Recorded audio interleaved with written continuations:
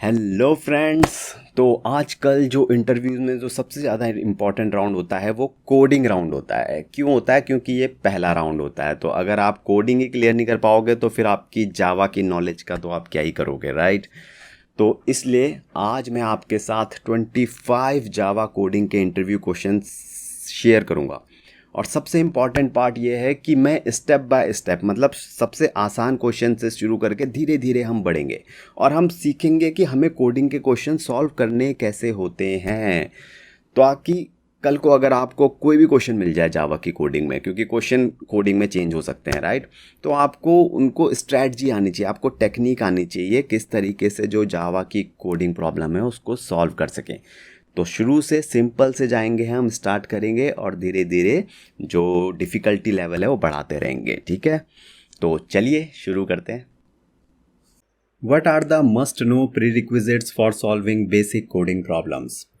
तो होता क्या है कि हम कोडिंग के जो प्रॉब्लम्स होते हैं उनको सॉल्व करने से पहले हमें कुछ मिनिमम रिक्वायरमेंट्स होती है, मिनिमम टॉपिक्स होते हैं जो हमें पता ही होने चाहिए, ठीक है? अगर आपको ये टॉपिक्स नहीं पता है तो आप पहले उनको पढ़ लीजिए, उसके बाद कोडिंग प्रॉब्लम्स पे स्टार्ट कीजिए, ठीक है? अदरवाइज़ आपको प्रॉब्लम होगी। तो मिनिमम टॉपिक्स बताऊंगा। पहला है data types and variables, okay? और ये हैं वो डेटा टाइप्स वेरिएबल्स जो हमें पता होने ही चाहिए अच्छी तरीके से, ठीक है?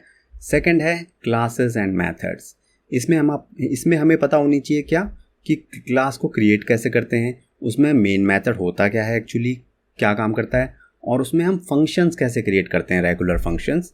और बहुत ही बेसिक सी चीज़ें हैं ये, राइट?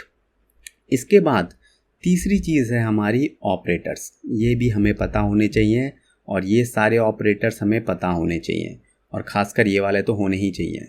तो अगर आपको नहीं पता है तो एक बार आप इनको पढ़ लीजिए, ठीक है? इसके बाद बहुत ही इम्पॉर्टेंट कंट्रोल स्टेटमेंट्स, जैसे कि हमारा if else condition, for loop, while loop, for each loop, break and continue और रिटर्न स्टेटमेंट। ये सब जो जो करते हैं हमें पता होने चाहिए, ठीक है? उसके बाद हमारा आता है एरे और स्ट्रिंग के मेथड्स। तो जावा कुछ इनबिल्ट मेथड्स प्रोवाइड करता है हमारे, length, index of, substring, sort, char at, replace. ये सब हमें पता होने चाहिए। तो अगर हमें पता होगा तो हमारा जो सॉल्यूशन है वो बहुत आसान हो जाएगा, नहीं तो हमें बहुत ही लंबा लंबा कोड लिखना पड़ेगा, ठीक है? तो ये है हमारा इस क्वेश्चन का आंसर। अब हम आगे देखेंगे अपकमिंग क्वेश्चन में कि अप्रोच क्या होती है। जब भी हम कोडिंग क्वेश्चन स्टार्ट करते हैं सॉल्व करना तो क्या अप्रोच होनी चाहिए जो कि अच्छी है। What is the common approach for solving coding problems? तो जब भी हम कोई कोडिंग प्रॉब्लम हम सॉल्व करते हैं हमारा एक स्टाइल होता है, ठीक है? मैं यहाँ पे आपको एक स्टाइल बताऊँगा जो कि मैं फॉलो करूँगा जितने भी आने वाले क्वेश्चंस हैं उनमें। तो क्या अप्रोच रहेगी? तो कोड में जाते हैं। तो ये है हमारी क्लास और एक मेन मेथड हमें पता है। तो फॉर एग्जांपल ये है हमारी problem, find the length of the array. बहुत ही सिंपल सी प्रॉब्लम मैंने उठाई है ताकि, क्योंकि हम यहाँ पे अप्रोच पे फोकस करेंगे ना कि प्रॉब्लम के लॉजिक पे, ठीक है? तो पहला जो स्टेप है हमारी अप्रोच का, सबसे इम्पॉर्टेंट स्टेप, वो है read and understand the problem completely. मतलब जब तक अच्छे से समझ में ना आए क्वेश्चन को कोड करना मत स्टार्ट कर दो। अगर ज़रूरत पड़े, अगर समझ में नहीं आता है तो इंटरव्यूअर से पूछ लो, किसी से पूछ लो, ठीक है? इसके बाद जो सेकंड स्टेप है वो भी बहुत इंपॉर्टेंट है और वो है setting the input like this. तो हमें पता होना चाहिए कि हमारी कोडिंग प्रॉब्लम में इनपुट क्या होगा। इनपुट होता है मोस्टली कोडिंग प्रॉब्लम्स में, ठीक है? उसके बाद जो हमारा तीसरा स्टेप है वो है इमेजिन द आउटपुट। आपको देख के समझ जाना है। For example find the length of the array, तो आपको देख के समझना आना है कि कितनी आउटपुट आएगा। अब उसके बाद मैं लॉजिक लगाऊंगा, ठीक है? उसके बाद हमारा जो नेक्स्ट स्टेप है वो है receiving the output like this in some variable. हमें पता होना चाहिए कि डेटा टाइप क्या होगा वेरिएबल का, आउटपुट कैसे आएगा और किसी फंक्शन से आएगा। ये हमने फंक्शन अभी क्रिएट करेंगे इसे, तो एक फंक्शन लिख दिया है, कॉल कर दिया है, ठीक है? उसके बाद प्रिंटिंग द आउटपुट, क्योंकि हमें आउटपुट दिखाना है, राइट? रन करके चलना चाहिए कोड, तो प्रिंट करना ये भी एक स्टेप है। अब ये जो कोड है ये 90% ऑफ जो मैं कोडिंग आपको दिखाऊंगा उसमें कॉमन रहेगा। बात ये है कि जो हमारा ये वाला फंक्शन है, अब हमें इसे क्रिएट करना है। इसके अंदर हम जो लॉजिक लिखेंगे एग्जैक्टली, तो कुछ इस तरीके से हम फंक्शन क्रिएट करेंगे। वहाँ पे हम पैरामीटर में एक्सेप्ट कर लेंगे जो भी ऊपर से पास हो रहा है, चाहे तो एरे हो रही होगी, नंबर हो रहा होगा, स्ट्रिंग हो रहा होगा, जो भी। और फिर इस फंक्शन के अंदर हम क्या करेंगे, लॉजिक रखेंगे। और लॉजिक बहुत ही सिंपल है इस वाले क्वेश्चन का। एरे डॉट लेंथ से हमें लेंथ मिल जाएगी और उसको हम रिटर्न करा देंगे और वो रिटर्न वैल्यू यहाँ पे आ जाएगी। और इसको हम प्रिंट करा रहे हैं तो हम एग्जीक्यूट करेंगे तो हमारा यहाँ पे 5 जो है आउटपुट आ जाएगा, जो कि इस एरे की क्या है, लेंथ। ठीक है।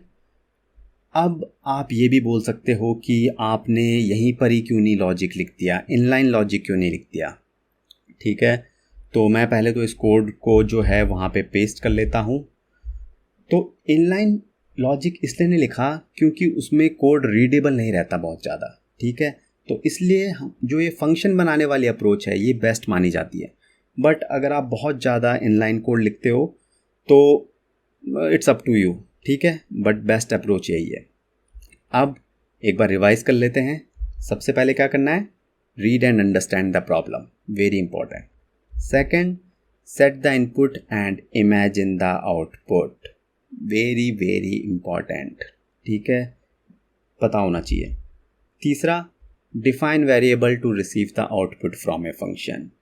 आउटपुट जो आपने इमेजिन किया है उसको कैसे आप किसी वेरिएबल में लेंगे, उसका टाइप क्या होगा, और उसके बाद उसको प्रिंट करना आउटपुट को, क्योंकि उसको दिखाना है आपको।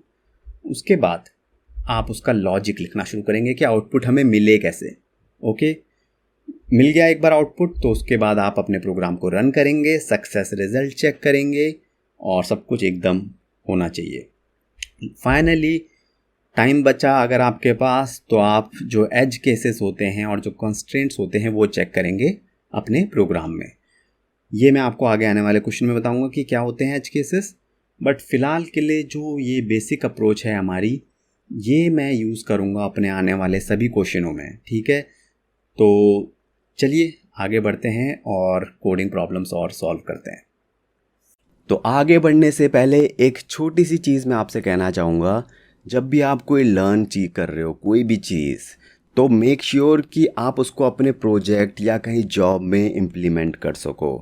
अदरवाइज़ होता क्या है फ्रेंड, हम लर्न तो कर लेंगे अभी एज्योर, बट 6 महीने बाद, जैसे कि हम हिस्ट्री, ज्योग्राफी, केमिस्ट्री स्कूल में लर्न करते हैं बट कुछ समय बाद भूल जाते हैं, राइट।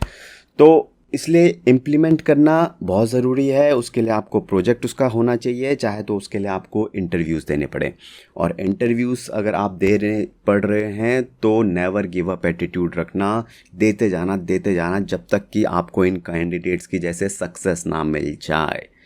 ये एक चैलेंज है आपके लिए और एक्सेप्ट करो इस चैलेंज को। नेवर गिव अप लिखो कमेंट्स में, और जब भी आपको सक्सेस मिले तो उस सक्सेस को कमेंट्स में, स्टोरी में शेयर करना, सबको मोटिवेट करने के लिए। ठीक है। Write a function to calculate the sum of all the elements in an array. अब एक बहुत ही बढ़िया सी टिप देने वाला हूँ यहाँ पे कोडिंग प्रॉब्लम सॉल्व करने से पहले, जो बहुत ही इंपॉर्टेंट है। ये है वो, break down the big problem into the smaller problem and then solve it. ठीक है, बड़ी प्रॉब्लम को छोटी छोटी प्रॉब्लम्स में तोड़ो और फिर सॉल्व करो। तो यहाँ फॉर एग्जांपल बहुत ही आसान है वैसे तो ये, लेकिन सबसे पहली क्या प्रॉब्लम है, आपको इनपुट पता होना चाहिए। तो ये रहा हमारा इनपुट एरे, इसमें है नीचे तो हमारे ये एलिमेंट्स हैं एरे के, और ऊपर हमारे क्या हैं, इंडेक्सेस हैं। ठीक है, सेकंड प्रॉब्लम क्या है हमारी, वो है इस एरे को इटरेट करना, राइट। तो आपको पता होना चाहिए कि कैसे करेंगे इटरेट, क्योंकि हमें तभी तो ऐड कर पाएंगे, तो इसलिए हम फॉर लूप या फॉर ईच लूप यूज़ कर सकते हैं। उसके बाद तीसरी प्रॉब्लम है हमारी कि सम कैसे मिलेगा हमें लास्ट में फाइनल। तो उसके लिए हमें जो लॉजिक सोचना है, लॉजिक ये कि हमें पहले सम की वैल्यू एक सेट सोचनी है कि चलो 0 है माना सम की वैल्यू, क्योंकि 0 इसलिए क्योंकि यही मिनिमम वैल्यू हो सकती है सम की। ठीक है, उसमें फिर हमें पहला एलिमेंट ऐड करना है और दूसरा एलिमेंट ऐड करना है, तो उससे हमें एक वैल्यू मिल जाएगी। फिर उस वैल्यू में हमें तीसरा एलिमेंट ऐड करना है, फिर जो वैल्यू मिलेगी सम की उसमें हमें चौथा एलिमेंट ऐड करना है, फिर जो हमें 10 वैल्यू मिली उसमें हमें 5वां। तो इस तरीके से हमारी जो है वैल्यू मिल जाएंगे। ठीक है, तो अब इस चीज़ को कोड में देख लेते हैं। ठीक है, कोड में कैसे करेंगे? जो अप्रोच क्या है, इनपुट डिफाइन करेंगे एरे, उसके बाद उस कैलकुलेट सम मेथड से जो भी हमें रिटर्न मिलेगा उसे एक वेरिएबल में सेट करेंगे और उस वेरिएबल को प्रिंट कर देंगे। तो ये हमारी अप्रोच है। अब हम लॉजिक लिखेंगे। लॉजिक में क्या करेंगे? हम कैलकुलेट सम में पहले तो एक एरे को एज ए पैरामीटर रिसीव कर लेंगे। कहाँ से? ऊपर से। ठीक है, अब ये बहुत इंपॉर्टेंट स्टेप है। क्या करेंगे? हम सम की कोई डिफ़ॉल्ट वैल्यू सेट कर देंगे 0। तो ये क्योंकि एक इंटीजर है इसलिए हम मिनिमम वैल्यू 0 सेट कर रहे हैं। अगर ये स्ट्रिंग होता तो हम इसे एम्प्टी सेट करते, अगर ये एरे होती तो हम इसको एरे की फर्स्ट वैल्यू सेट करते। तो ये एक अप्रोच है, मतलब स्टार्टिंग, क्योंकि इनिशियल वैल्यू सेट करना इसलिए ज़रूरी है क्योंकि बाद में आप उसी वेरिएबल सम की एग्जैक्ट वैल्यू सेट करोगे। कैसे करोगे? पहले तो इटरेट करोगे, सारे एलिमेंट्स 0 इंडेक्स से शुरू करोगे और अंदर इस तरीके से ऐड करते चले जाओगे। तो ये सम की जो भी वैल्यू आएगी वो उसमें आप सम प्लस द नेक्स्ट एलिमेंट करोगे और आपको फिर से एक सम की वैल्यू मिलेगी, फिर आप सम प्लस द नेक्स्ट एलिमेंट करोगे, तो ऐसे ऐसे करके पूरा आपको सम मिल जाएगा। ठीक है, और इसको फिर फाइनली अगर आप रिटर्न कर दोगे सम को तो ये यहाँ पे इंट सम में रिसीव हो जाएगा और फिर अगर मैं इस प्रोग्राम को रन कर दूंगा तो ये यहाँ से प्रिंट हो जाएगा और रिज़ल्ट आपको यहाँ पे 15 दिख ही रहा है। ठीक है, तो ये है इस क्वेश्चन को सॉल्व करने का तरीका। सिंपल सा क्वेश्चन था, अप्रोच इम्पॉर्टेंट थी, सेम कोड मैंने यहाँ पे पेस्ट भी कर दिया है ताकि अगर आप रिवाइज़ करो तो सारा कोड बार बार करने की ज़रूरत ना पड़े। और जब मैं रिवाइज़ करता हूँ तो मुझे कोड एडिटर खोलना बिल्कुल भी पसंद नहीं है, मैं बुक से रिवाइज़ करना ज़्यादा प्रेफर करता हूँ क्योंकि फास्ट होता है बहुत ज़्यादा। ठीक है, तो ये था इस क्वेश्चन का आंसर। और अब हमें ये क्वेश्चन पता है तो हमें अगला क्वेश्चन हमारे लिए और भी ज़्यादा इजी हो गया है। तो मैं दिखाता हूँ अगला क्वेश्चन है क्या। Write a function to calculate the average of an array of numbers. आपको बहुत आसान है आपके लिए क्वेश्चन। ब्रेक डाउन करो पहले प्रॉब्लम को। ठीक है, तो एवरेज के लिए पहले हमें क्या चाहिए? सम। और सम का लॉजिक मैं आपको पहले ही बता चुका हूँ, तो सम आपको पता है। तो एवरेज कैसे निकालेंगे? बहुत आसान है। जो हमारा सम है उसको हम किससे डिवाइड कर देंगे? जो एरे की लेंथ है उससे डिवाइड कर देंगे और हमारा एवरेज निकल आएगा। ठीक है, तो ये है इसका कोड। तो यहाँ पे आप देख रहे हो, यहाँ तक तो हमने सम ही निकाला और उसके बाद सम को हमने किससे डिवाइड कर दिया? एरे की लेंथ से। और ये ध्यान देने वाली बात है कि क्यों हम यहाँ पे डबल क्यों ले रहे हैं? क्योंकि एवरेज हमारा डेसिमल भी हो सकता है, राइट? इंटीजर होना ज़रूरी नहीं है। तो ये है, और बहुत ही फास्ट मैंने आपको बता दिया इसका आंसर। क्यों फास्ट बता दिया है? इसलिए नहीं कि सिंपल है, इसलिए क्योंकि हम स्टेप बाय स्टेप मूव कर रहे हैं और हम स्मॉलर प्रॉब्लम्स को पहले सॉल्व कर रहे हैं और फिर धीरे धीरे लेवल बढ़ा रहे हैं। तो ऐसा ही होता है। अगर आप डायरेक्ट कॉम्प्लेक्स प्रॉब्लम सॉल्व करना शुरू कर दोगे तो आपको वो रटनी पड़ेंगी और आपको याद रखनी पड़ेंगी, और जैसे ही उनमें थोड़ा सा भी चेंज होगा क्वेश्चन में, इंटरव्यू में, तो आप हिल जाओगे। तो इसलिए स्मॉलर प्रॉब्लम्स को सॉल्व आपको बहुत प्रैक्टिस करनी चाहिए, फिर आप धीरे धीरे बड़ी प्रॉब्लम्स भी सॉल्व हो जाएंगी। तो ये है इस क्वेश्चन का आंसर। आगे बढ़ने से पहले एक छोटी सी बात कहना चाहूँगा कि जावा लर्न करने का क्या फ़ायदा अगर आप जावा का इंटरव्यू ही ना क्रैक कर पाओ। तो उसके लिए मैंने एक complete Java interview preparation boot camp ready किया है आपके लिए, जिसमें 350 प्लस जावा इंटरव्यू क्वेश्चंस हैं। सारे के सारे question step by step learning order में हैं ताकि आप जावा को लर्न भी कर पाओ और जब आपका कोर्स फिनिश हो तो आप इंटरव्यू भी क्रैक कर पाओ सेम टाइम पे। ये जो जावा की बुक है उसमें जो भी मैं अभी पढ़ा रहा हूँ वो सारे के सारे ये जावा की बुक से ही मैंने लिया है। पीपीटी और पीडीएफ भी अवेलेबल है। बहुत सारे स्टूडेंट्स ने मेरे कोर्सेज़ को यूज़ करके अपने इंटरव्यूज़ क्रैक करे हैं, आप भी बिल्कुल कर सकते हैं। कोई भी क्वेश्चन मिस ना हो जाए, उसकी वजह से रिजेक्शन ना हो जाए, ऐसा चांस क्यों लेना। और कोर्सेज के लिंक, बूट कैंप का लिंक, बुक का लिंक मैंने डिस्क्रिप्शन में दे दिया है। अगर आप इंटरेस्टेड हो तो ग्रेट, अगर नहीं हो तो कोई बात नहीं, आगे बढ़ते हैं। Write a function to find the smallest number in an array. Approach बहुत ही सिंपल है। सपोज़ आपके पास एक एरे है, इनपुट एरे है, यहाँ पे एलिमेंट्स हैं, ये उसके इंडेक्सेस हैं। अब आपको क्या करना है, इनमें स्मॉलेस्ट, तो आपको इमेजिन करना है आपका आउटपुट जो कि होना चाहिए ये। अब आपको लॉजिक लगाना है, ठीक है। तो ध्यान से सुनना, आप क्या करना पड़ेगा। पहले तो आपको एक लूप चलाना पड़ेगा, ठीक है। अब आपको एज्यूम करना पड़ेगा कि जो आपका एरे का पहला एलिमेंट है वही आपका स्मॉलेस्ट एलिमेंट है, ठीक है। अब ये जो आपने एज्यूम किया स्मॉलेस्ट एलिमेंट, इसको आप आने वाले 5, 7 से कंपेयर करोगे, ठीक है। तो 3 ग्रेटर देन 5 क्या है, फॉल्स, गलत है। तो 3 हमारा स्मॉलेस्ट रहेगा, कुछ भी बदलाव नहीं होगा, ठीक है। 3 ग्रेटर देन 7 ये भी गलत है, इफ़ कंडीशन में कर रहे होंगे हम इसे कोड में, ठीक है। तो फिर 3 ही हमारा रहेगा, इफ़ कंडीशन के अंदर का कोड एग्जीक्यूट नहीं होगा। फिर if 3 is greater than 2 and yes 3 greater than 2 है, तो अब 3 जो है हमारा स्मॉलर नहीं रहा, तो हम स्मॉलेस्ट नंबर बना देंगे, उसको रिप्लेस कर देंगे, 2 बना देंगे, ठीक है। फिर 2 ग्रेटर देन 8 फॉल्स, तो 2 ही हमारा स्मॉलेस्ट नंबर रहेगा, ठीक है। तो अब चाहे तो आप इसको खुद भी कोड कर सकते हो, जो कि मैं रिकमेंड करूँगा। और फिर उसके बाद मैं इसको कोड में दिखा भी देता हूँ आपको कि हम कर क्या करते हैं, क्या है कोड में। कैसे किया हमने कोड में, एरे इनपुट सेट किया, फिर स्मॉलेस्ट एक फंक्शन डिफाइन किया और स्मॉलेस्ट वेरिएबल में स्मॉलेस्ट वैल्यू आ गई जिसे हमने प्रिंट कर दिया, नॉर्मल अप्रोच। फिर मेथड डिफाइन करेंगे, फाइंड स्मॉलेस्ट नंबर, जो एरे थी उसको एज ए पैरामीटर रिसीव करेंगे इनपुट में यहाँ से। उसके बाद पहले हम क्या करेंगे, जो सबसे पहला एलिमेंट है एरे का, एरे 0 पे, उसको हम स्मॉलेस्ट एज्यूम करेंगे। क्या नंबर है वो, 3, ऊपर 3 है ना, राइट। उसके बाद एक कंडीशन यूज़ करेंगे, इफ़ कंडीशन, पहले फॉर लूप यूज़ करेंगे इटरेट करने के लिए एलिमेंट्स को। और हम यहाँ पे ध्यान देना 1 से शुरू करेंगे, इंडेक्स 1 से शुरू करेंगे, क्योंकि 0 को हम पहले ही एज्यूम कर चुके हैं कि ये स्मॉलेस्ट है, ओके। और हम 0 से भी करेंगे तो रिज़ल्ट चेंज नहीं आएगा, बट वो यूज़लेस है 0 से करना, और वो एक परफॉर्मेंस, मतलब आप क्यों इटरेट कर रहे हो 0 को, ठीक है।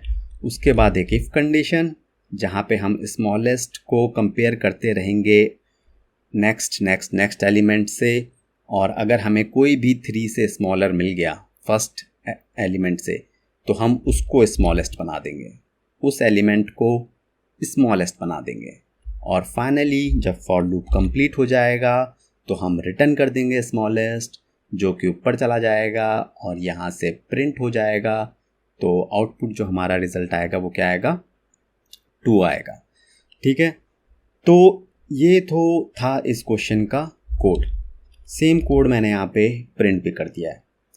अब एक टिप देना चाहूँगा यहाँ पे, एक बहुत ही इम्पॉर्टेंट, इस क्वेश्चन से हमें एक लर्निंग हुई है जो कि हमें आगे भी क्वेश्चनों में हेल्प करेगी, और वो है ये, जितने भी हमारे एरे से रिलेटेड कोडिंग प्रॉब्लम्स है ना, मोस्टली उनमें हम फॉर लूप यूज़ करते हैं इटरेट करने के लिए ओवर द एलिमेंट्स, और फॉर लूप के अंदर हम इफ़ कंडीशन यूज़ करते हैं फॉर कंपेयरिंग द एलिमेंट्स।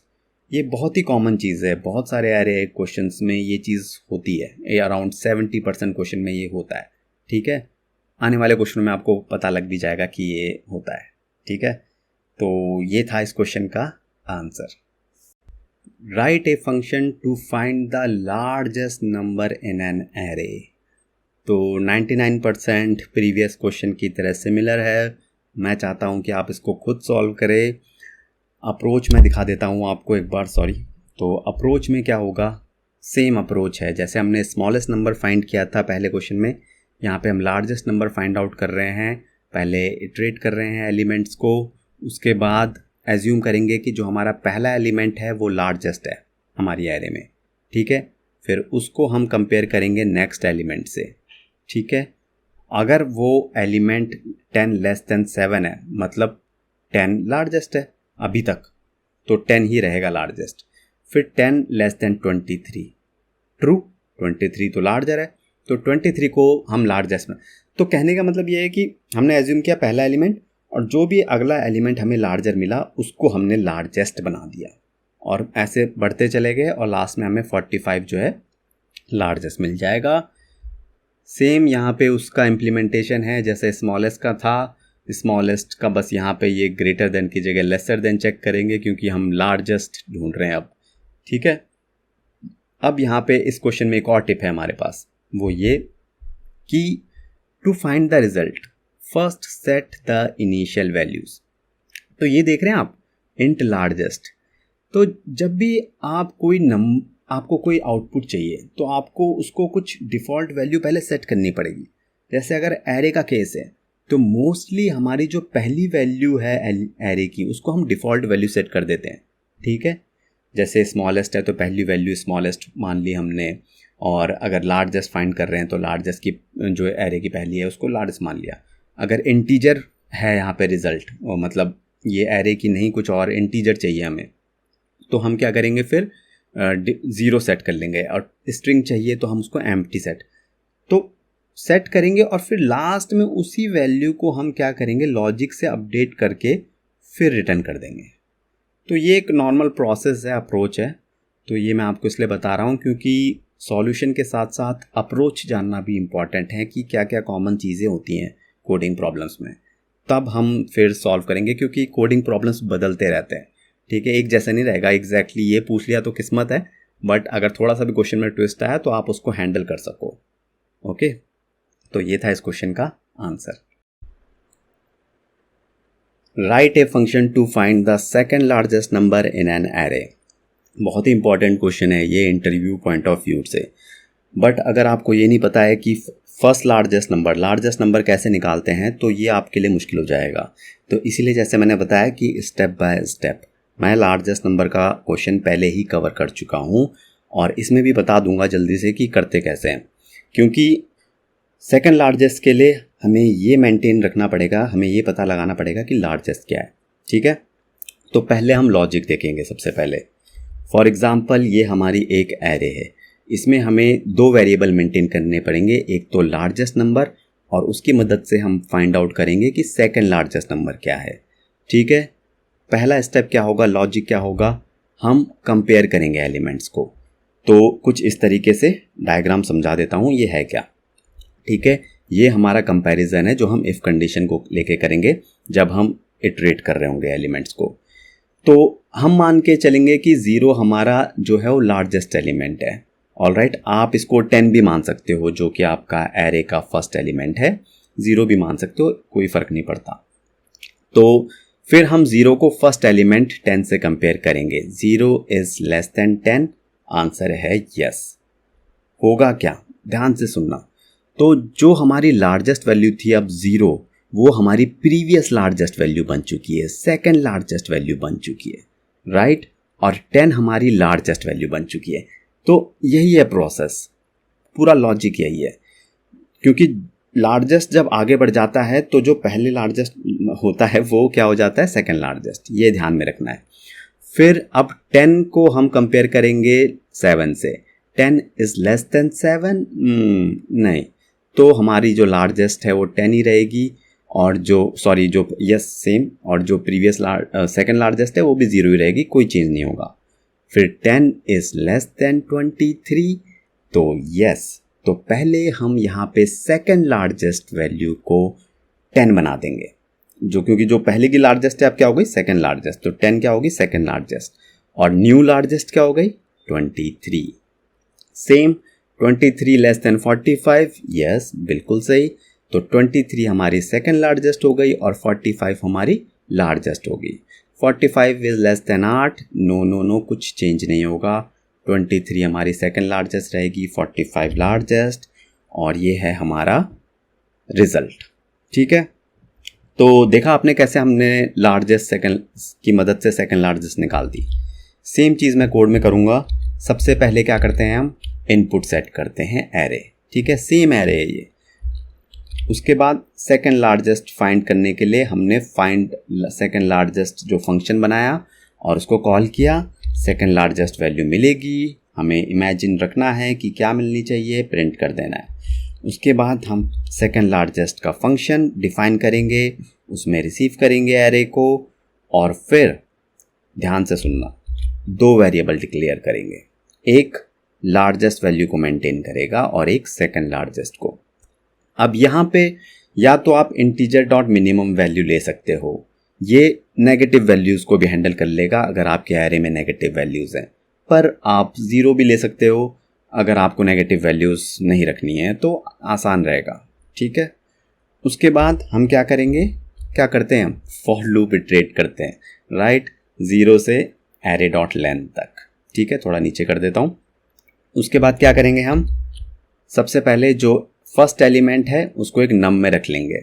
आप डायरेक्ट भी यूज़ कर सकते हो, बट वेरिएबल क्रिएट करोगे तो थोड़ा रीडेबल रहता है प्रोग्राम। फिर हम क्या करेंगे, अपनी कंडीशन जो मैंने बताया, हम जो पहला एलिमेंट है, उस जो लार्जेस्ट एलिमेंट है जो हमने 0 सेट किया या मिनिमम वैल्यू सेट करी ऊपर, उसको एरे के एलिमेंट से कंपेयर करेंगे। और पहला एलिमेंट क्या था हमारा, 10 था, तो 0 इज़ लेस देन 10, राइट। तो हम क्या करेंगे, क्या बोला था मैंने कि सेकंड लार्जेस्ट बन जाएगा। सो जो लार्जेस्ट था 0 वो अब बन जाएगा सेकंड लार्जेस्ट, और लार्जेस्ट को न्यू वैल्यू असाइन हो जाएगी नम। ठीक है, यही है कंप्लीट लॉजिक।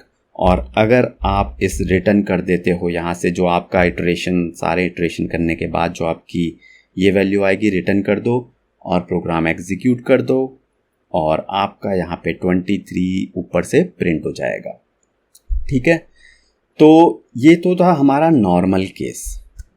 अब हमारे पास एक एक्सेप्शनल केस भी है, कॉम्प्लेक्स केस। और ध्यान रखना, पहले आपको नॉर्मल केस रन करना है, एग्जीक्यूट करना है सक्सेसफुली, उसके बाद ही एक्सेप्शनल केस और कॉम्प्लेक्स केस के बारे में सोचें।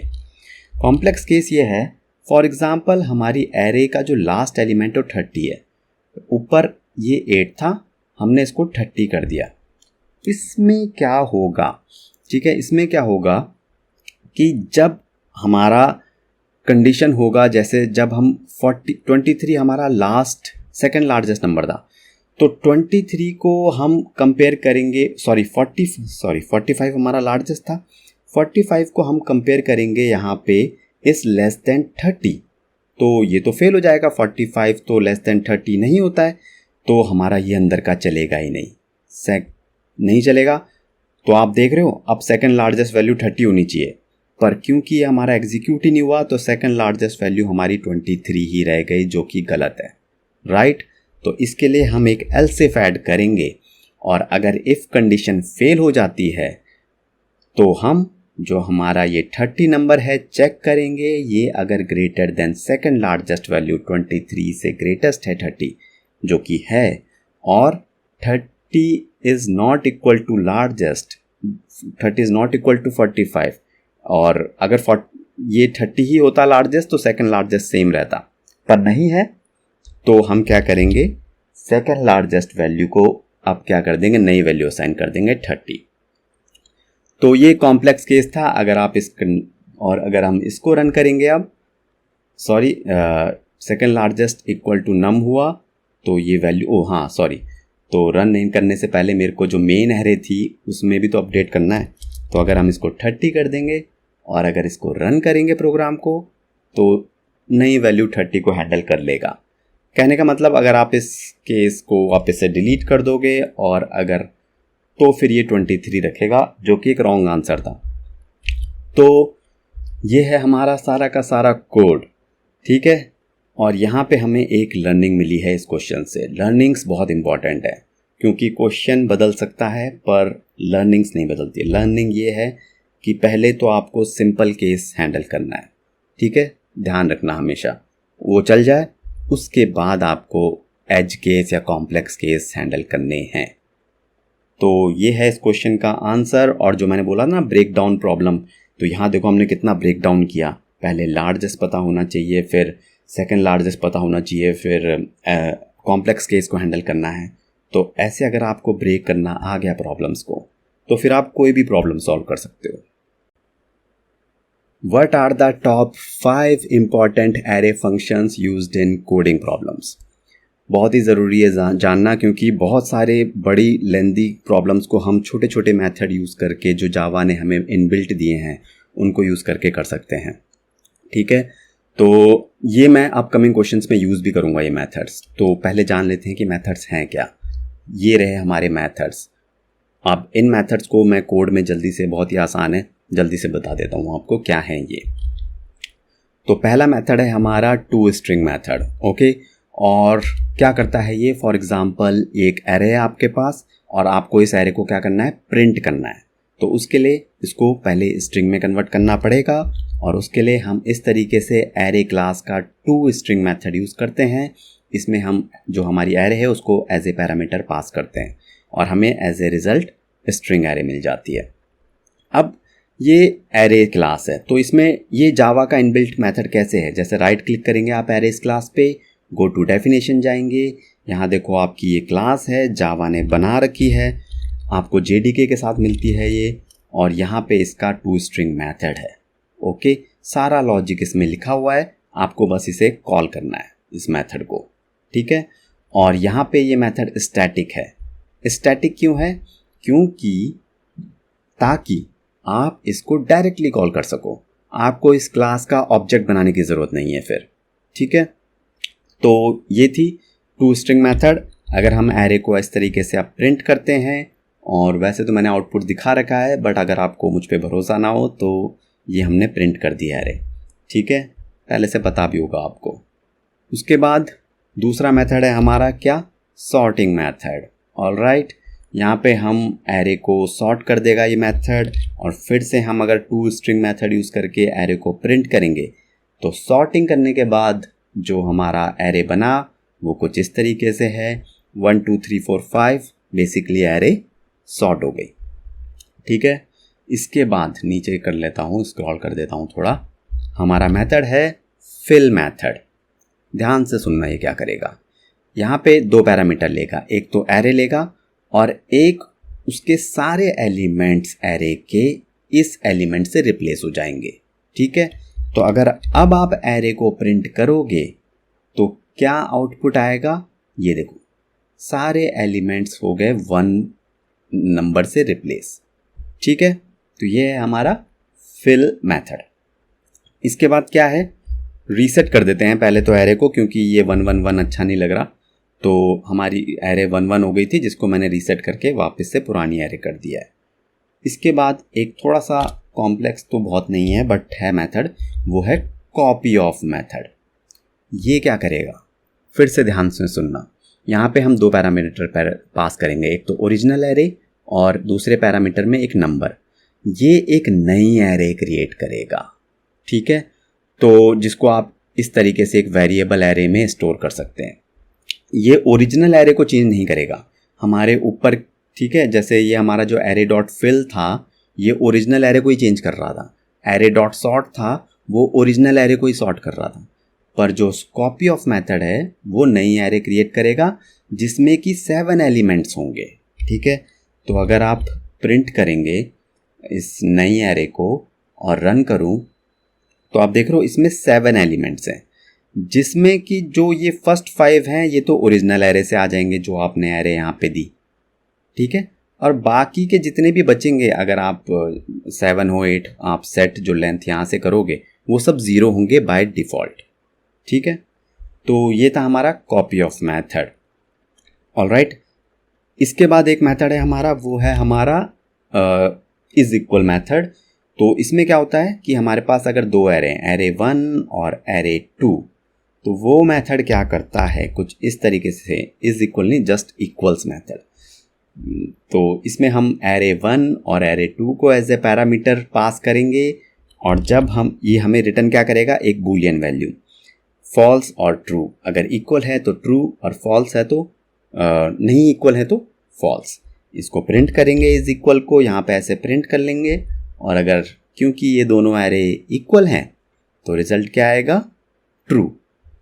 ठीक है, तो ये मेथड आपको मैंने सारे इसलिए बताया ताकि जब मैं आने वाले प्रॉब्लम्स में इनको यूज़ करूं तो आप सरप्राइज मत हो जाना कि ये है क्या। ऑलराइट, और ये यहाँ पे इसका कोड है, बुक में मैंने लिख दिया है, क्योंकि जब हम रिवाइज करते हैं तो बार बार कोड खोलना मुझे तो पसंद नहीं है। बुक में देखो, 2-3 सेकंड में एक बार रिवाइज करो और काम बन गया, आगे बढ़ो। ठीक है। Write a function to check whether 2 arrays are same और नॉट।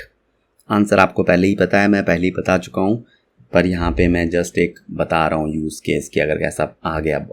तो यहाँ पे हमारे पास 2 एरेज हैं, एरे 1 और एरे 2, और just by using this equals method हम इन दोनों को कंपेयर कर लेंगे। यहाँ पे एक पैरामीटर में डालेंगे, जो भी मैंने यहाँ पे डायरेक्टली प्रिंटनल के अंदर मैंने कर दिया है, वेरिएबल में नहीं लिया है अलग से, तो डायरेक्टली रिजल्ट प्रिंट हो जाएगा। कुछ ऐसा है नहीं बेसिकली। तो एक लर्निंग है इससे, क्योंकि क्वेश्चन बदलते रहते हैं जैसे मैंने बताया, पर लर्निंग हमेशा रहती है, हर क्वेश्चन में अप्लाई होती है। और वो ये इस टिप है कि knowing important array class method is beneficial for solving coding problems. ठीक है, तो आपको पता होने चाहिए कि इम्पॉर्टेंट है एरे या स्ट्रिंग मेथड्स कौन कौन से। Write a function to check if a given array is sorted in ascending order और नॉट। तो हमें ये पता लगाना है कि एरे एक सॉर्टेड है कि नहीं। सपोज़ हमारी एक एरे है हमारे पास, अब ये सॉर्टेड एरे है, आप देख रहे हैं 1 2 3 4 5 सॉर्टेड है, तो इसका रिज़ल्ट जो आना चाहिए वो है ट्रू और फॉल्स। इस केस में ट्रू आना चाहिए, ये हमारा एक्सपेक्टेड रिज़ल्ट है। तो ये हमारे दिमाग में हमें थिंक कर लेना है। ठीक है, अब करेंगे कैसे? ठीक है, उसके लिए सबसे पहले हम इटरेट करेंगे सारे एलिमेंट्स को, और उस लूप के अंदर जिससे हम इटरेट करेंगे, हम एक कंडीशन यूज़ करेंगे और कंपेयर करेंगे फर्स्ट एलिमेंट को नेक्स्ट एलिमेंट से, फर्स्ट को सेकंड से। तो यहाँ पे आप देखोगे 1 ग्रेटर देन 2 फॉल्स, मतलब हम कुछ नहीं करेंगे। 2 ग्रेटर देन 3 फॉल्स, इसी तरह सब फॉल्स हो जाएगा। तो कहने का मतलब है कि अगर सब फॉल्स है तो पहला एलिमेंट अगर नेक्स्ट एलिमेंट से छोटा है हर केस में, तो मतलब आपकी एरे जो है सॉर्टेड है, राइट। बट अगर एक भी केस में फॉर एग्ज़ाम्पल यहाँ पे 4 होता और यहाँ पे 3 होता और 4 ग्रेटर देन 3 हो जाता, तो ये ट्रू हो जाता। और इस केस में जो है अगर ट्रू होता तो फिर आपको आगे चेक करने की ज़रूरत नहीं है, क्योंकि एक भी एलिमेंट आगे पीछे है तो मतलब आपकी एरे सॉर्टेड नहीं है, और आपको आंसर क्या हो जाएगा आपका? False, array is not sorted. तो ये इसका लॉजिक है। कोड देख लेते हैं जल्दी से। तो यहाँ पे हमारा मेन मेथड है, इसमें हमारी ये एक एरे है, और इस तरीके से हम एक मेथड बनाएंगे, उसमें एरे पास करेंगे, और मैंने यहाँ पे डायरेक्टली प्रिंट कर दिया है इसको, क्योंकि मैंने मेथड कॉल println के अंदर कर दिया है। आप चाहे तो एक बूलियन वेरिएबल ले सकते हो और उसको सेपरेटली प्रिंट कर सकते हो। ठीक है, करेंगे कैसे? इस सॉर्टेड मेथड क्रिएट करेंगे, वहाँ पर एक फॉर लूप चलाएंगे, सारे एलिमेंट्स को इटरेट करेंगे और अंदर चेक करेंगे कि जो करंट एलिमेंट है वो जो नेक्स्ट एलिमेंट से बड़ा होगा तो गड़बड़ हो जाएगी, राइट। तो हम यहाँ से रिटर्न फॉल्स कर देंगे। अगर सारे एलिमेंट्स अब नेक्स्ट एलिमेंट से छोटे हुए तो मतलब ये इफ कंडीशन कभी भी एग्जीक्यूट नहीं होगी, और फाइनली जब लूप ख़त्म होगा तो हम रिटर्न ट्रू कर देंगे। उसका मतलब है कि हमारी जो एरे थी वो सॉर्टेड है। तो यहाँ पे ये जो इस केस में ट्रू हमारा आंसर आएगा। सेम कोड मैंने यहाँ पे प्रिंट भी कर दिया है। अब इससे हमारी एक लर्निंग है, इस क्वेश्चन से लर्निंग्स बहुत इंपॉर्टेंट है। वो है ये, do not start the code immediately, first read and understand the problem carefully and try to think about the input, output and then the simplest logic to solve it. Okay, तो ये हमारा एक short form है जो हमारी approach है उसका भी। तो ये था इस क्वेश्चन का answer. Write a function to merge 2 arrays into a single sorted array. ठीक है, again imagine, break down the problem. First think about the input and here are we have, यहाँ पे है हमारे पास 2 इनपुट, एरे 1 और array 2। उसके बाद हमें थिंक किसका करना है? आउटपुट का। और आउटपुट इनको दोनों को जब हम प्लस करके कुछ इस तरीके से हमें मिलेगा। तो हमने इन दोनों को मर्ज किया एरे को और फिर उसको सॉर्ट कर दिया। ये है हमारा आउटपुट। अब इसको अचीव करने के लिए हम क्या करेंगे, उसके लिए पहले हम एक ब्लैंक एरे बनाएंगे कुछ इस तरीके से। इस ब्लैंक एरे को बनाते वक्त हम एक चीज़ ध्यान रखेंगे कि इसमें जो नंबर ऑफ एलिमेंट, जो इसकी लेंथ होगी, वो इन दोनों एरेज की जो लेंथ है, इंडिविजुअल लेंथ, उनका कॉम्बिनेशन होगी। तो यहाँ पे 4 है, यहाँ पे 4 है, तो टोटल 8। तो यहाँ पे भी हमारे टोटल 8 एलिमेंट्स हैं। 7 इंडेक्स है बट एलिमेंट्स जो है 0 से स्टार्ट होता है क्योंकि, तो 8 है। ठीक है, अब ये एम्प्टी एरे हमने क्रिएट कर दिया लेंथ से। अब हम क्या करेंगे, इसमें एलिमेंट्स ऐड कर देंगे। तो ये पूरे के पूरे उठाएंगे और इस एरे के शुरू के 4 में ऐड कर देंगे। ठीक है, फॉर लूप्स यूज़ करके। उसके बाद दूसरे एरे के उठाएंगे और उसके आगे के एलिमेंट्स ऐड कर देंगे। ठीक है, तो ये है हमारा लॉजिक। और फाइनली हमें उस एरे को जो मर्ज हो करने के बाद जो भी एरे आई उसको सॉर्ट कर देंगे। ठीक है, तो ये हमारा लॉजिक है। सेम चीज़ को हम कोड में इम्प्लीमेंट करते हैं। आप चाहे तो खुद भी ट्राई कर सकते हैं, सिंपल है। और अगर कोई दिक्कत आए तो मैं हूँ ही बताने के लिए। तो यहाँ पे हम सबसे पहले मेन मेथड क्रिएट किया, जल्दी से बताऊँगा।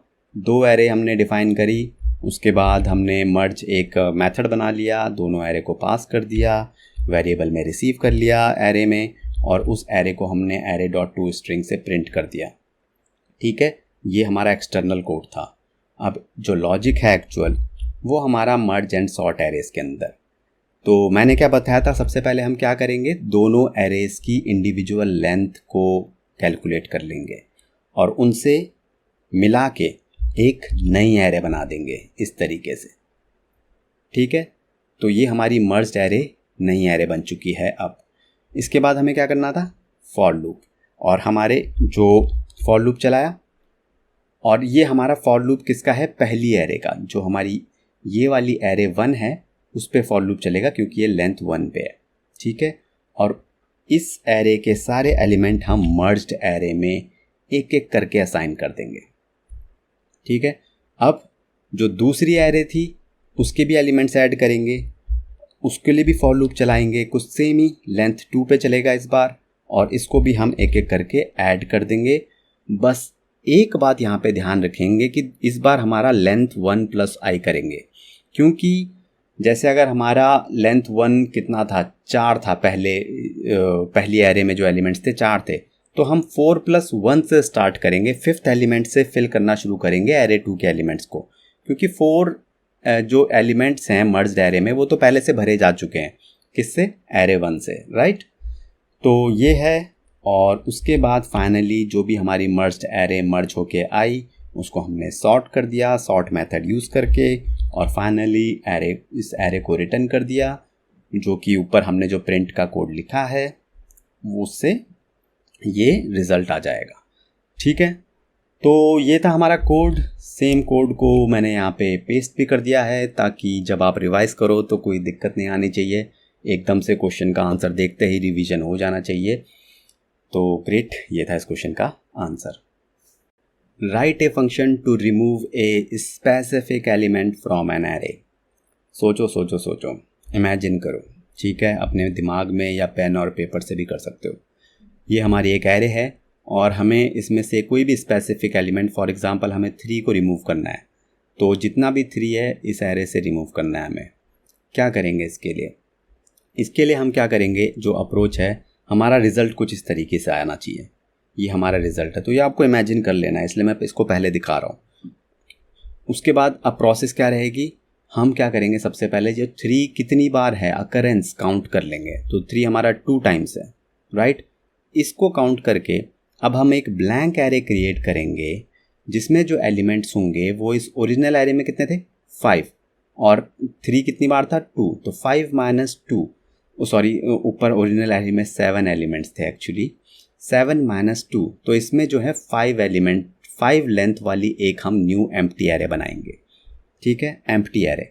और क्या करेंगे फिर उसके बाद एक फॉर लूप लेंगे, इटरेट करेंगे ऊपर वाली एरे को, और जहाँ भी एलिमेंट 3 होगा उसको स्किप कर देंगे और बाकी सारे, मतलब ये इफ़ कंडीशन लगा के, और बाकी सारों को ऐड कर लेंगे। तो कुछ इस तरीके से हमारी एरे बन जाएगी।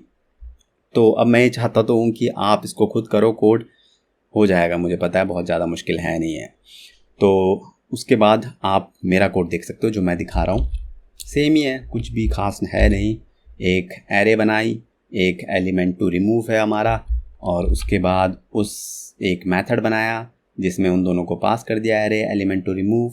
हमारे पास एक नई एरे आनी चाहिए और उस नई एरे को हम प्रिंट कर देंगे इस तरीके से। तो ये था हमारा एक्सटर्नल कोड।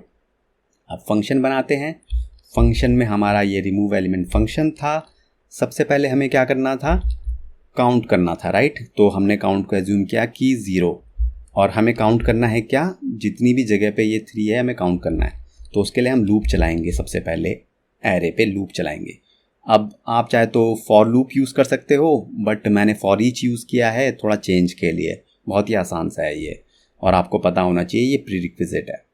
और तो ये आइटम एक एक करके इटरेट होगा, और जहाँ भी हमारा जो आइटम है इक्वल टू एलिमेंट, ये जो 3 हमने पास किया था ऊपर से इक्वल टू हो गया, तो हम काउंट की वैल्यू बढ़ा देंगे, काउंट प्लस प्लस। तो 2 बार था तो इस काउंट की वैल्यू फाइनली 2 हो जाएगी। उसके बाद क्या करेंगे, हम एक न्यू एरे बनाएंगे जिसकी लेंथ क्या होगी, जो ओरिजिनल एरे थी उसकी लेंथ, और -2, तो 7 - 2 5 होगी, ठीक है। अब इस न्यू एरे में एलिमेंट ऐड करेंगे। एलिमेंट ऐड कैसे करते हैं, ऊपर की एरे को एक इंडेक्स 0 मान लो चाहे तो, और ऊपर की एरे को इस तरीके से इटरेट कर लो एक एक करके, और उसके सारे एलिमेंट ऐड करने हैं। पर अगर वो एलिमेंट जो है वो 3 के बराबर नहीं होना चाहिए। 3 के बराबर होगा तो स्किप करना, नहीं तो इस तरीके से एरे का एलिमेंट, ओरिजिनल एरे का एलिमेंट न्यू एरे में ऐड कर देना, ठीक है। तो ये है इस क्वेश्चन का आंसर। फाइनली आप इसे रिटर्न कर सकते हो। एग्जीक्यूट करोगे तो जो रिटर्न होके ऊपर एरे गई है, इसमें देखो आप एरे में 1 2 4 5 6 3 है ही नहीं। तो ये मैंने बहुत जल्दी से बताया क्योंकि लॉजिक भी बता रहा हूँ और कोड में भी सेम ही चीज़ बता रहा हूँ, तो मेन लॉजिक है, इसे समझ लेना।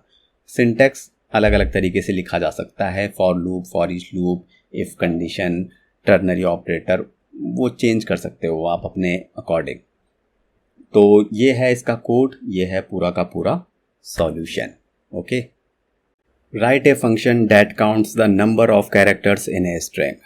बहुत ही सिंपल सा क्वेश्चन है ये। आपको पता है कि लेंथ प्रॉपर्टी जो होती है, जैसे ये पूरा का पूरा कोड है, ज़्यादा एक्सप्लेन नहीं करूँगा यहाँ पे। जो लेंथ प्रॉपर्टी होती है जो बॉटम में देख रहे हैं, उससे हम जो हमारी स्ट्रिंग है, जैसे एरेस के साथ होता है, सेम स्ट्रिंग के भी कैरेक्टर्स काउंट हो जाएंगे, ठीक है। इस क्वेश्चन का पर्पज़ है आपको बेसिकली अप्रोच याद दिलाना, इसीलिए मैंने इतना आसान क्वेश्चन चुना है, ठीक है। तो अप्रोच क्या थी हमारी, कि पहले read and understand the problem completely. बहुत ही इंपॉर्टेंट है, बिना समझे कोड मत करने लग जाना, ठीक है। दूसरी, अगर आपको कोई डाउट है तो इंटरव्यूअर से पूछ लो, किसी से पूछ लो, बट अदरवाइज कुछ हो नहीं पाएगा। दूसरी, set the input and imagine the output. जो भी हर प्रोग्राम में कुछ ना कुछ इनपुट होता है तो वो आपको इमेजिन करना है, राइट करना है, और आउटपुट को इमेजिन कर लेना है कि क्या हमारा रिजल्ट आना चाहिए। तीसरा, define the variable to receive the output from the function. अब ये रिकमेंडेड अप्रोच है, रीडेबल अप्रोच है, बट चाहे तो आप अपना फंक्शन लॉजिक को यहाँ इनलाइन भी लिख सकते हो, बट ये वाली अप्रोच रिकमेंडेड है और मैं भी यही फॉलो करूँगा, ठीक है। उसके बाद प्रिंट द आउटपुट करो, उसके बाद अपना फंक्शन लॉजिक लिखो, जो भी आपका फंक्शन लॉजिक है, जो आपको कैलकुलेट करना है कुछ, और उसको रिटर्न कर दो, उसकी वैल्यू को, रिजल्ट को, ठीक है। और फिर आपने टेस्ट कर लो अपने कोड को, सक्सेस रिजल्ट देख लो, आ गया सक्सेस रिजल्ट। उसके बाद एट द एंड अगर कोई एज केस है या कुछ परफॉर्मेंस आप इम्प्रूवमेंट करना चाहते हो तो वो लास्ट में करना, ठीक है। जैसे कि फॉर एग्जांपल एज केस क्या हुआ कि इनपुट अगर नल आ गया तो कैसे होगा, तो उसमें इनपुट डॉट लेंथ नहीं चलेगा, उसमें आपको रिटर्न 0 देना पड़ेगा, ओके, क्योंकि अदरवाइज एरर आ जाएगी, राइट। तो ये एज केसेस होते हैं और इनको हमें पहले हैंडल करना होता है before the logic. Logic edge cases पे अप्लीकेबल नहीं होता है, इसीलिए उनको एज केसेस कहते हैं, ठीक है।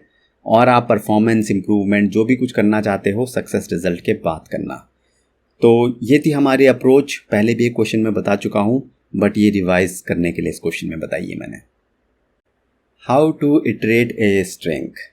अब ये कोई इंटरव्यू क्वेश्चन तो है नहीं, बट मैं चाहता हूँ ये आपको पता हो, और अगर आपको पहले से पता है तो बहुत अच्छी बात है, क्योंकि मैं इसलिए बता रहा हूँ, रिवाइज करा रहा हूँ, क्योंकि ये बहुत ज़रूरी है, बहुत ही क्वेश्चंस में यूज़ होगी।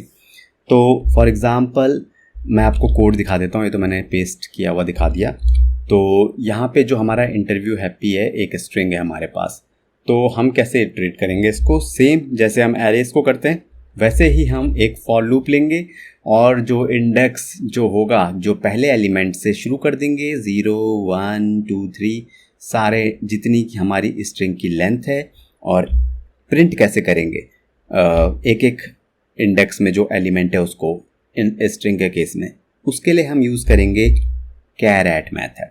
ओके, ये हम जो हमारी स्ट्रिंग थी ऊपर उसका कैरेट मेथड कॉल करेंगे, और यहाँ पे इंडेक्स पास कर देंगे, तो उस इंडेक्स पे जो भी कैरेक्टर होगा वो यहाँ पे वेरिएबल में आ जाएगा, और उसको हम प्रिंट कर देंगे कुछ इस तरीके से कैरेक्टर को, और यहाँ पे हम हर कैरेक्टर के बाद स्पेस डाल देंगे।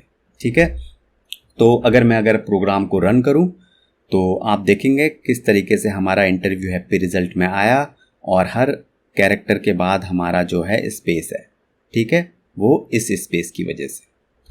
तो ये था सिंपल सा, और मैंने ये कोड यहाँ पे पहले ही पेस्ट कर दिया था, तो ये पता होना चाहिए, क्योंकि हम आने वाले क्वेश्चनों में इनको बहुत ज़्यादा, इस फॉर लूप को बहुत ज़्यादा यूज़ करेंगे। Right a function that returns the reverse of a string. तो जैसे कि फॉर एग्जांपल हमारे पास ये एक स्ट्रिंग है और हम इसका रिवर्स चाहते हैं, तो क्या हमें आउटपुट चाहते हैं कुछ इस तरीके से। अब ये हमारा रिज़ल्ट है, अब लॉजिक क्या लगाएं इसमें? तो इसमें आपको यहाँ पे एक बात ध्यान देनी है कि जो हमारा लास्ट एलिमेंट था ये इसका फर्स्ट एलिमेंट हो गया। ठीक है, तो हमें इस तरीके से इटरेट करना है ऊपर वाली स्ट्रिंग को कि लास्ट एलिमेंट फर्स्ट एलिमेंट बन जाए, तो उसके लिए हमें रिवर्स डायरेक्शन में इटरेट करना पड़ेगा। ठीक है, तो कोड में दिखाता हूँ कैसे करेंगे हम रिवर्स डायरेक्शन में इटरेट। तो ये हमारा मेन मेथड, उसके अंदर हमारी ये स्ट्रिंग है जिसको रिवर्स करना है, और ये हमारा फिर मेथड है जिसके अंदर हम कोड लिखेंगे। यहाँ पे वेरिएबल में वैल्यू आ जाएगी जो भी हम रिवर्स स्ट्रिंग की वैल्यू होगी, और हम उसको फिर प्रिंट करा देंगे। ठीक है, और ये मैंने आउटपुट पहले से लिख लिया है, ऐसा आउटपुट आना चाहिए। अब ये हमने अपना मेथड बनाना शुरू किया रिवर्स स्ट्रिंग का, यहाँ पे हमारे इनपुट स्ट्रिंग पैरामीटर में आ गई। अब ध्यान से सुनना, सबसे पहले यहाँ हम एक स्ट्रिंग बिल्डर क्रिएट करेंगे, एम्प्टी स्ट्रिंग बिल्डर। ठीक है, ये स्ट्रिंग बिल्डर क्यों स्ट्रिंग क्लास नहीं यूज़ करी हमने? इसका एक रीज़न है कि जब भी हम किसी स्ट्रिंग को मल्टीपल टाइम्स मैनिपुलेट करते हैं तो स्ट्रिंग बिल्डर बेस्ट रहता है उसको हैंडल करने के लिए। ठीक है, स्ट्रिंग परफॉर्मेंस के हिसाब से ठीक नहीं रहता, और ये मैं पहले भी एक्सप्लेन कर चुका हूँ क्वेश्चंस में। अब रिवर्स करने के लिए स्ट्रिंग को क्या करना पड़ेगा? जैसे मैंने बताया, हमें लूप यूज़ करना पड़ेगा, और लूप हमें बैकवर्ड यूज़ करना पड़ेगा। मतलब जो सबसे पहला इंडेक्स होगा वो सबसे लास्ट वाला होगा। ठीक है, तो ये जो इनपुट जो स्ट्रिंग थी, जो उसका लेंथ, आई थिंक इस इंटरव्यू हैप्पी की लेंथ अराउंड 13-14 होगी। तो 13-14 13-14 में अगर -1 करेगा तो 12, तो वो y का होगा। ठीक है, इंडेक्स, तो y का इंडेक्स से हम शुरू करेंगे, और उल्टी डायरेक्शन में जब तक ग्रेटर देन 0 रहेगा तब तक माइनस करते चले जाएंगे। ठीक है, तो नीचे कर देता हूँ थोड़ा स्क्रॉल, और फिर माइनस करते चले जाएंगे, और जो भी हमें कैरेक्टर मिलेगा उस स्ट्रिंग में, कैरेट मेथड का यूज़ करके हम कैरेक्टर को, उस इंडेक्स के कैरेक्टर को उठा लेंगे और उसको फिर अपेंड करते चले जाएंगे अपनी रिवर्स स्ट्रिंग में। तो ये जो अपेंड मेथड है ये क्या करेगा, जो भी कैरेक्टर आएगा उसको पहले से जो बन रही है स्ट्रिंग उसमें ऐड करता चला जाएगा। ठीक है, बस यही था। फाइनली हम रिटर्न कर देंगे जो भी हमारे रिवर्स स्ट्रिंग आए, और अगर मैं इसको एग्जीक्यूट करूँगा तो यहाँ पे आप देखोगे हमारे आउटपुट में रिवर्स स्ट्रिंग आ जाएगी। ठीक है, तो ये है इसका सॉल्यूशन। अब यहाँ पे जब आपने सक्सेसफुली कर लिया एग्जीक्यूट, तो उसके बाद आप एक एज केस भी हैंडल कर सकते हो कि इनपुट इक्वल टू नल है तो रिटर्न नल कर दो। और जैसा मैंने पहले भी बताया एज केस जो हैं वो लॉजिक से पहले हैंडल होते हैं, बाद में नहीं होते, क्योंकि उन पे लॉजिक अप्लाई ही नहीं होता, ठीक है, इसलिए उनको एज केस कहते हैं। तो ये है हमारा इस क्वेश्चन का सॉल्यूशन। सेम मैंने यहाँ पे प्रिंट भी कर दिया है। अब यहाँ से हमारी 3 लर्निंग्स हुई हैं, ठीक है। पहली learning, handle the edge cases after successfully running the program, ठीक है, ध्यान रखना है इसको, पहले प्रोग्राम चलाना है आपको कैसे भी। दूसरी learning, set the initials value blank in case of strings है ये, और and replace them with the result later. तो जो भी आपका एक्सपेक्टेड आउटपुट है, रिजल्ट है, उसको पहले आप ब्लैंक से, या इंटीजर है तो 0 से स्टार्ट करो, ठीक है। तो ये दूसरी लर्निंग है। तीसरी लर्निंग है, knowing basic and important string functions are very very important. तो पता होने चाहिए हमें कि कैरेट क्या होता है, और मैं आने वाले क्वेश्चन में बताऊंगा आपको कुछ स्ट्रिंग फंक्शंस जो कि बहुत इंपॉर्टेंट हैं जानना। Write a function that checks whether a given string is palindrome or not। तो जब भी हमें चेक करना हो तो आंसर हमेशा ट्रू और फॉल्स रहता है, ठीक है, हमें बस चेक करना है। तो पैलिंड्रोम का मतलब क्या होता है? फॉर एग्जांपल हमारे पास एक वर्ड है लेवल, अगर हम इस वर्ड को रिवर्स कर दें तो भी ये लेवल ही रहेगा, और अगर ऐसा होता है तो ये एक पैलिंड्रोम है, ठीक है। अगर रिवर्स करके वर्ड कुछ और ही हो जाता है तो फिर एक पैलिंड्रोम नहीं है, ठीक है। तो प्रोग्राम कैसे क्रिएट करेंगे? कोड में जाएंगे और सबसे पहले एक इनपुट स्ट्रिंग लेंगे, ठीक है, और इस इनपुट स्ट्रिंग के बाद हम एक वेरिएबल डिफाइन करेंगे जिसमें कि रिजल्ट आएगा बूलियन की वैल्यूज़ में ट्रू फॉल्स, और इस फंक्शन से आएगा, और हम इसको प्रिंट कर देंगे। अब बहुत ही इंपॉर्टेंट चीज़ कि ब्रेक करेंगे प्रॉब्लम को, और पहले हम पैलिंड्रोम में एक चेक करेंगे, रिवर्स करेंगे स्ट्रिंग को, और मैं रिवर्स का कोड पहले ही एक्सप्लेन कर चुका हूँ, मैं हर चीज़ स्टेप बाय स्टेप कर रहा हूँ इसीलिए, ठीक है। आपको आना चाहिए कि रिवर्स कैसे करते हैं, और ये वाला लॉजिक मैंने यूज़ किया था रिवर्स करने के लिए, पीछे से काउंट करना शुरू किया था, ठीक है। तो आई होप ये आपको पता होगा, ब्रेक जो बिग प्रॉब्लम है उसको स्मॉलर प्रॉब्लम्स में करना, ठीक है। और फाइनली मैं क्या करूँगा, ये एक एक्स्ट्रा स्टेप करना है कि जो आपकी ओरिजिनल इनपुट स्ट्रिंग थी उसको इक्वल्स मेथड से कंपेयर करना है कि जो अब आपकी नई रिवर्स स्ट्रिंग बनी उसके इक्वल है कि नहीं। अगर इक्वल है तो रिटर्न ट्रू, और अगर इक्वल नहीं है तो फिर एल्स रिटर्न फॉल्स। तो इस केस में जो कि हमारा वर्ड लेवल है, सॉरी ये ABB है, ये भी पैलिंड्रोम ही है, उल्टा कर लोगे सेम है, ठीक है। तो ये है इस क्वेश्चन का सॉल्यूशन। सेम सॉल्यूशन मैंने यहाँ पे पेस्ट भी कर दिया है, सेम ही कोड है, और इस क्वेश्चन से हमें अगेन मैं लर्निंग रिवाइज करा रहा हूँ कि break down the big problem into smaller problems and then solve them, ठीक है।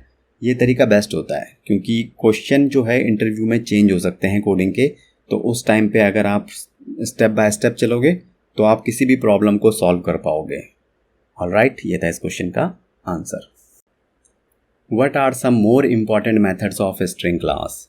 तो जल्दी से कुछ और स्ट्रिंग के मेथड्स देख लेते हैं, ये भी बहुत ज़्यादा इंपॉर्टेंट हैं। ऑलराइट, कोड में चलते हैं, 2 मिनट लगेंगे बस। यहाँ पे हमारा मेन मेथड है और ये एक हमारी स्ट्रिंग है। अब हम इसके साथ क्या क्या कर सकते हैं यूजिंग द स्ट्रिंग मेथड्स। सबसे पहला मेथड है हमारा कैरेट मेथड।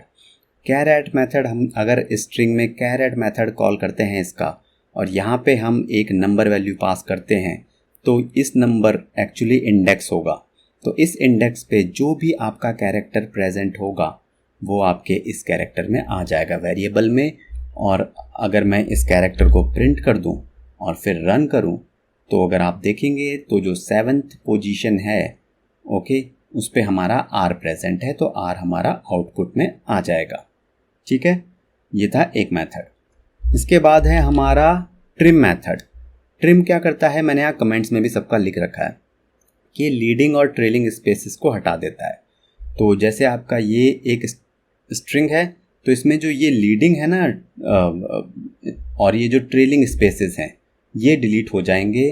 तो अगर मैं इस ट्रिम्ड स्ट्रिंग को प्रिंट कर दूं तो आउटपुट जो है कुछ इस तरीके से होगा जिसमें कोई भी स्पेस नहीं होगा, बीच में स्पेस होगा उसको नहीं ट्रिम करेगा, आगे और पीछे के स्पेसेस को ट्रिम कर देगा।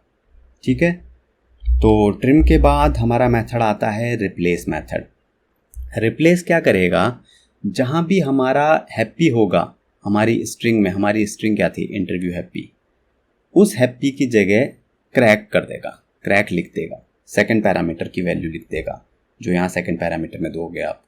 तो अगर मैं इसको प्रिंट करूँ और फिर चलाऊँ तो आप देखो हैप्पी की जगह अब क्रैक आ गया है। ठीक है, इसके बाद हमारा अगला जो इम्पोर्टेंट मेथड है वो है स्प्लिट।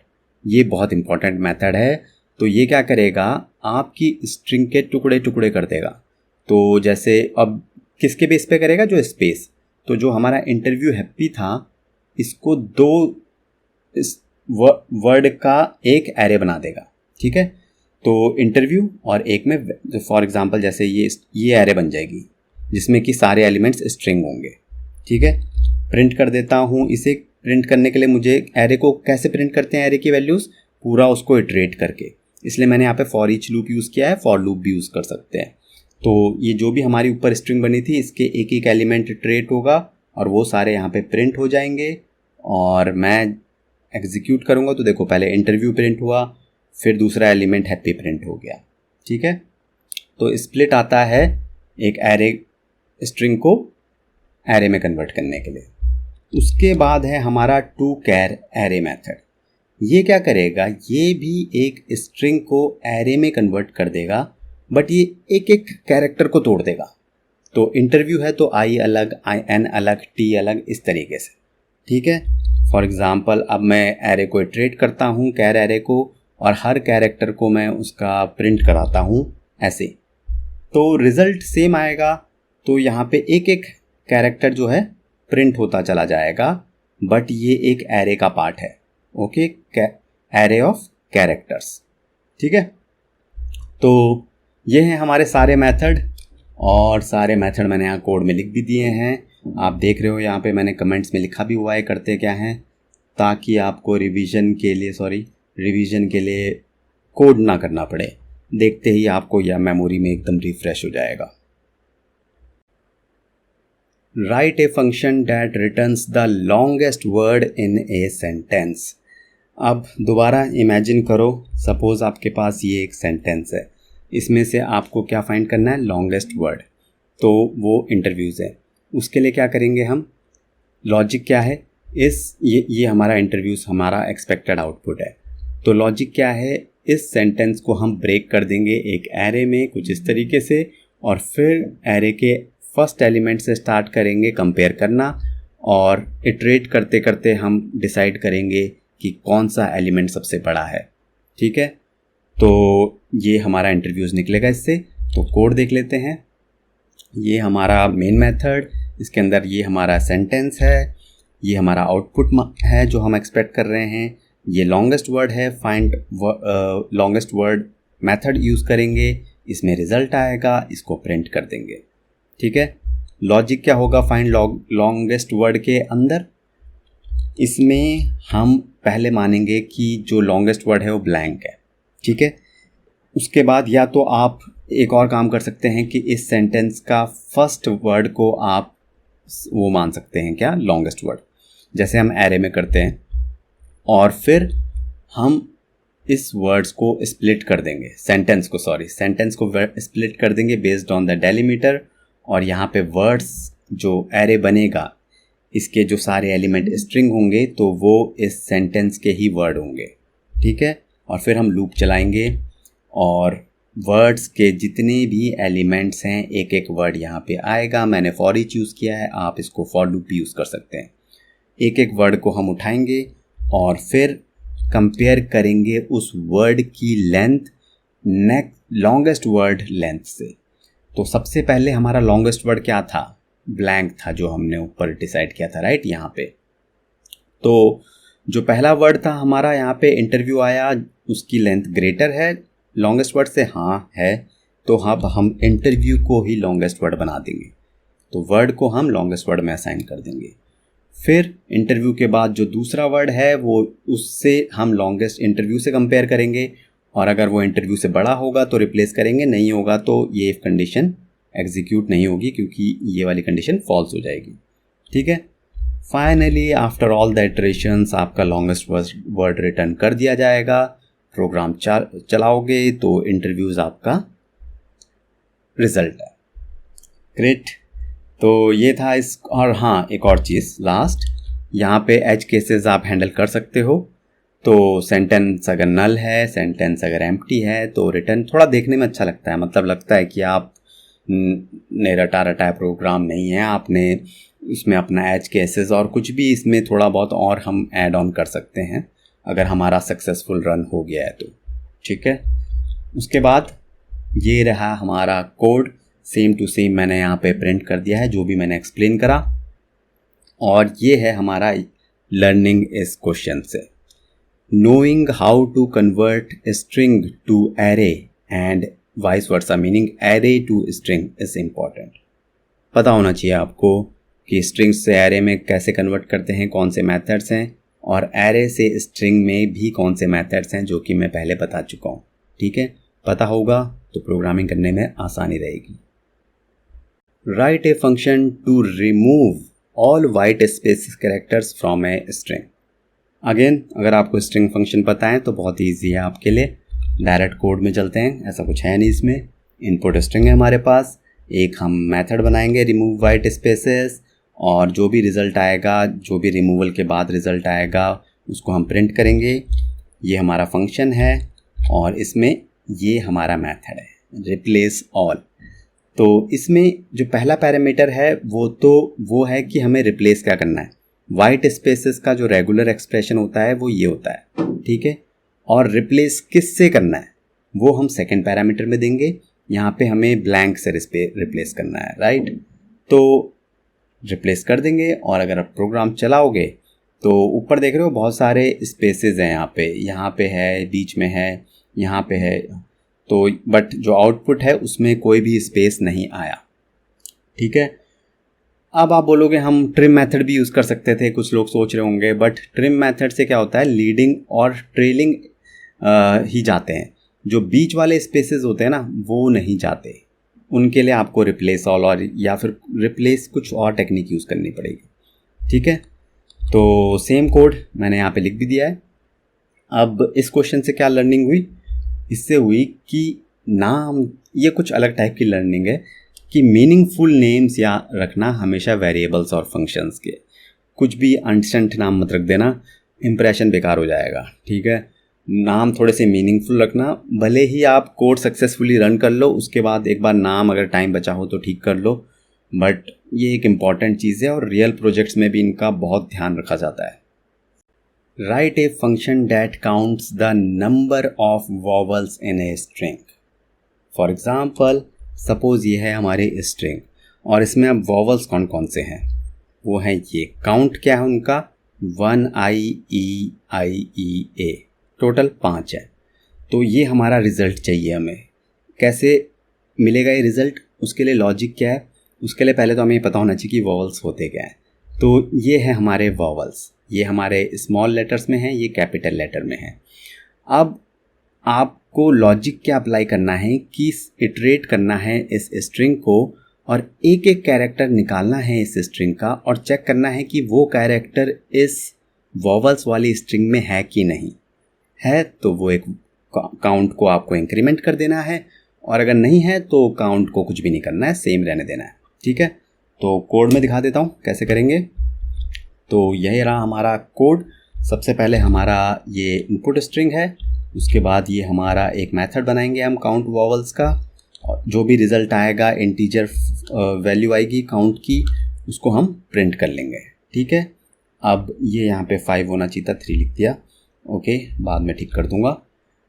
अब यहाँ पे काउंट वॉवल्स का मेथड बनाया और ये रही हमारी वॉवल्स की स्ट्रिंग। ओके। अब हमें क्या करना है, जो ऊपर वाली हमारी खुद का इनपुट स्ट्रिंग है उसको हमें एक फॉर लूप में इटरेट करना है। उससे पहले हमें एक इंटीजर में वॉवल काउंट एक मेंटेन करना है और हम मान रहे हैं कि अभी 0 है, 0 से कम तो नहीं हो सकता ना, तो 0 है, अभी 0 हमने एज्यूम कर लिया। फिर हमने इटरेट करना शुरू किया अपनी स्ट्रिंग को ज़ीरो इंडेक्स से ट्रीट करेंगे और क्या करेंगे, कंडीशन देखेंगे कि ये जो हमारा वॉवल आया, पहले हम देखेंगे कि हमारा वॉवल क्या आया, ठीक है। तो स्ट्रिंग का 0 पोजीशन पे जो भी कैरेट मेथड से कैरेक्टर आएगा उसको इस वेरिएबल में रखेंगे और इस वेरिएबल को हम एक चेक करेंगे कि ये वॉवल्स में प्रेजेंट है कि नहीं। ये वॉवल्स का जो इंडेक्स ऑफ डॉट मेथड होगा ये बताएगा कि जो ये कैरेक्टर है ये कौन सी पोजीशन पे है। तो अगर ये किसी भी पोजीशन पे नहीं होगा, ये कैरेक्टर अगर इस वॉवल्स में होगा ही नहीं, वॉवल्स ये जो वाली जो स्ट्रिंग है ऊपर ये वाली, अगर ये इसमें होगा ही नहीं तो -1 आएगा, और अगर होगा तो 0 आएगा, 1 आएगा, 2 आएगा, कुछ वैल्यू आएगी पोजीशन की, बट -1 नहीं आएगा। तो अगर नॉट इक्वल टू -1 आता है मतलब हम वॉवल काउंट को इंक्रीमेंट कर देंगे, और अगर -1 आता है तो हम कुछ नहीं करेंगे, ठीक है। फाइनली हम इसको रिटर्न कर देंगे वॉवल काउंट को, और आप देखोगे यहाँ पे हमारा ये 5 रिज़ल्ट आया, ठीक है। तो ये है इस क्वेश्चन का आंसर, सॉल्यूशन, और सेम मैंने यहाँ पे कोड में लिख भी दिया है। तो कहने का मतलब ये है कि छोटी छोटी अगर हमें फंक्शंस पता रहते हैं तो कोड करने में फिर हमें थोड़ा कॉन्फिडेंस भी रहता है, और सॉल्यूशन कुछ ना कुछ तो किसी ना किसी तरीके से हो ही जाता है, ठीक है। Write a function that checks whether 2 strings are anagrams और नॉट। तो पहले तो आपको एनाग्राम्स का पता होना चाहिए, ठीक है। नहीं पता है तो पता करो, पूछ लो इंटरव्यूअर से, कोई इसमें वो शर्माने वाली बात नहीं है। तो हमारे पास जैसे 2 स्ट्रिंग है, ठीक है।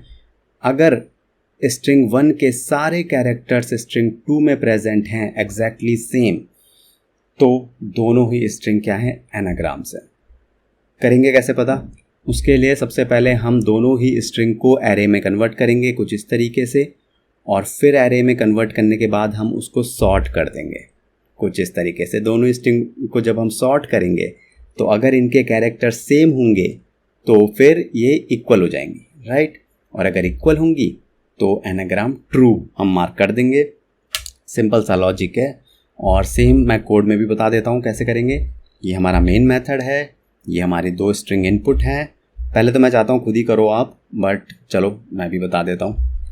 और फिर ये हमारा आर एनाग्राम्स फंक्शन है, कॉल करेंगे।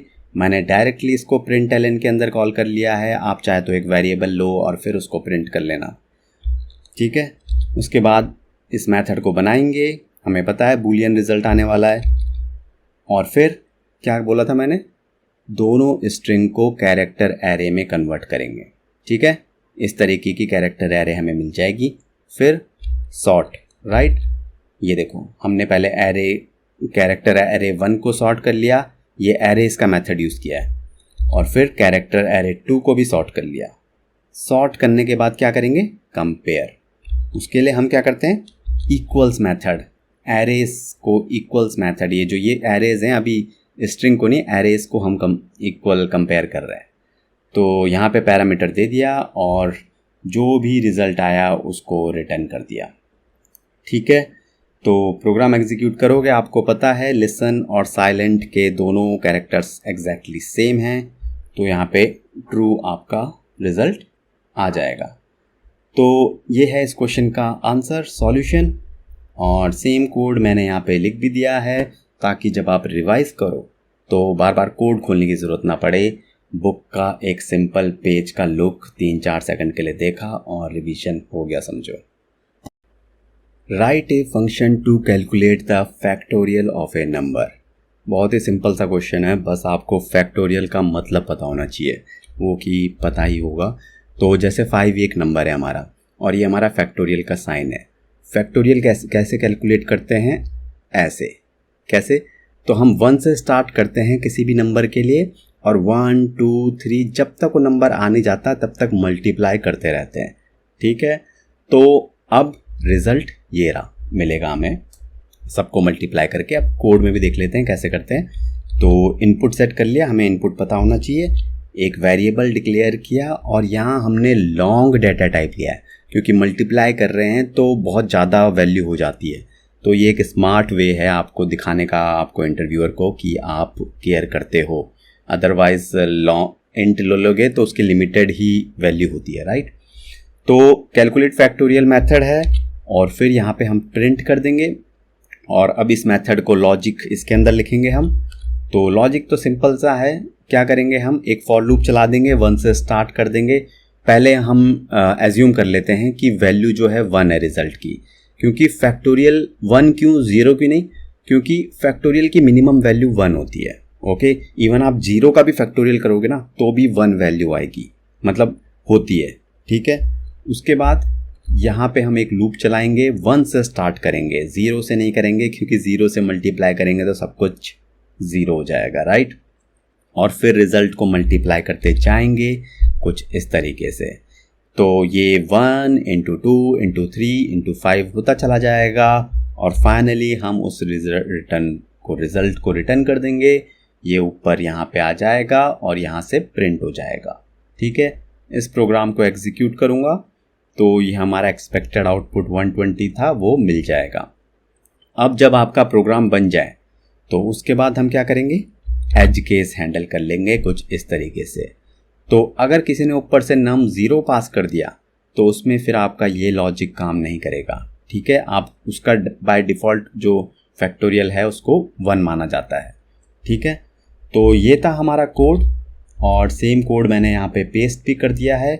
और जैसा कि मैंने लर्निंग जो बताई थी यहाँ पे वो ये है, edge cases are handled before the normal logic, ठीक है, of the program. Because edge cases में नॉर्मल जो लॉजिक होता है वो अप्लाई नहीं होता है, तो इसलिए हम एज केसेस को पहले ही हैंडल कर लेते हैं ऊपर, ठीक है। आपने नोटिस भी किया होगा मेरे बाकी प्रोग्राम्स में। तो ये था इस क्वेश्चन का बढ़िया सा solution. Write a function that checks whether a number is prime और नॉट। तो जब भी आपको चेक करना हो कुछ तो उसका आंसर होता है ट्रू और फॉल्स, ठीक है। तो सपोज हमारे पास एक नंबर है 17 और आपको पता होगा कि ये प्राइम नंबर है, क्योंकि ये प्राइम नंबर खाली 1 से और अपने आप 17 से ही डिवाइड होता है, इन बिटवीन किसी भी नंबर से डिवाइड नहीं होता है, ठीक है, डिविजिबल नहीं होता है।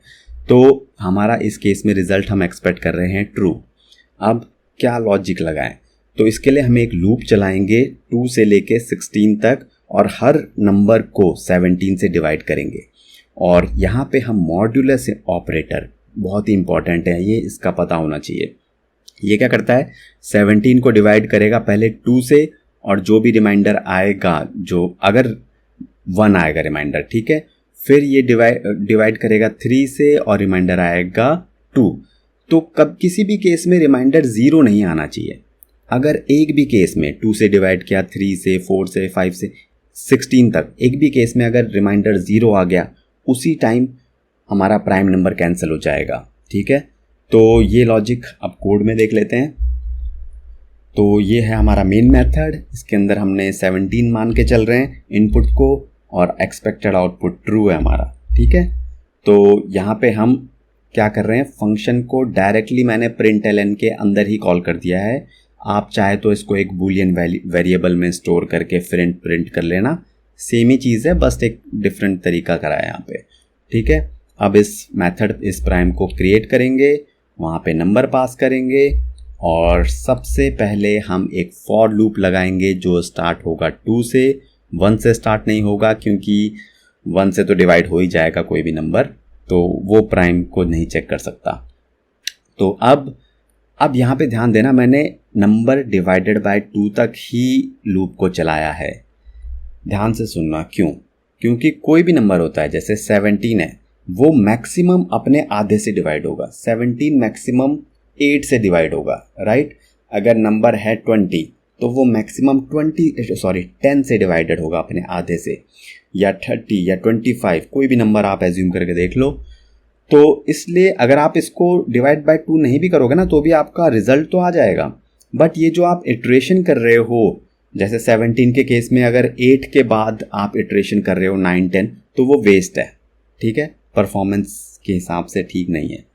तो इसलिए डिवाइड बाय 2 करेंगे और अंदर हम क्या करेंगे, चेक करेंगे कि जो भी नंबर है 2, 3, 4, 5, सॉरी ये तो नंबर अपना 17 है, तो 17 डिवाइडेड बाय जो भी हमारा i की वैल्यू है 2, 3, 4, 5, वो कभी भी ज़ीरो नहीं होनी चाहिए। अगर वो ज़ीरो रिमाइंडर आ गया मॉड्यूलस ऑपरेटर यूज़ करके तो इमीडिएटली रिटर्न फॉल्स कर देना, वो नंबर प्राइम नहीं हो सकता।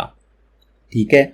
और अगर आपने सारा फॉर लूप चला दिया, एक भी केस में ये इफ़ कंडीशन ट्रू नहीं हुई तो रिटर्न फॉल्स नहीं हुआ, तो फाइनली आप कर दोगे रिटर्न ट्रू, मतलब कि नंबर आपका प्राइम है।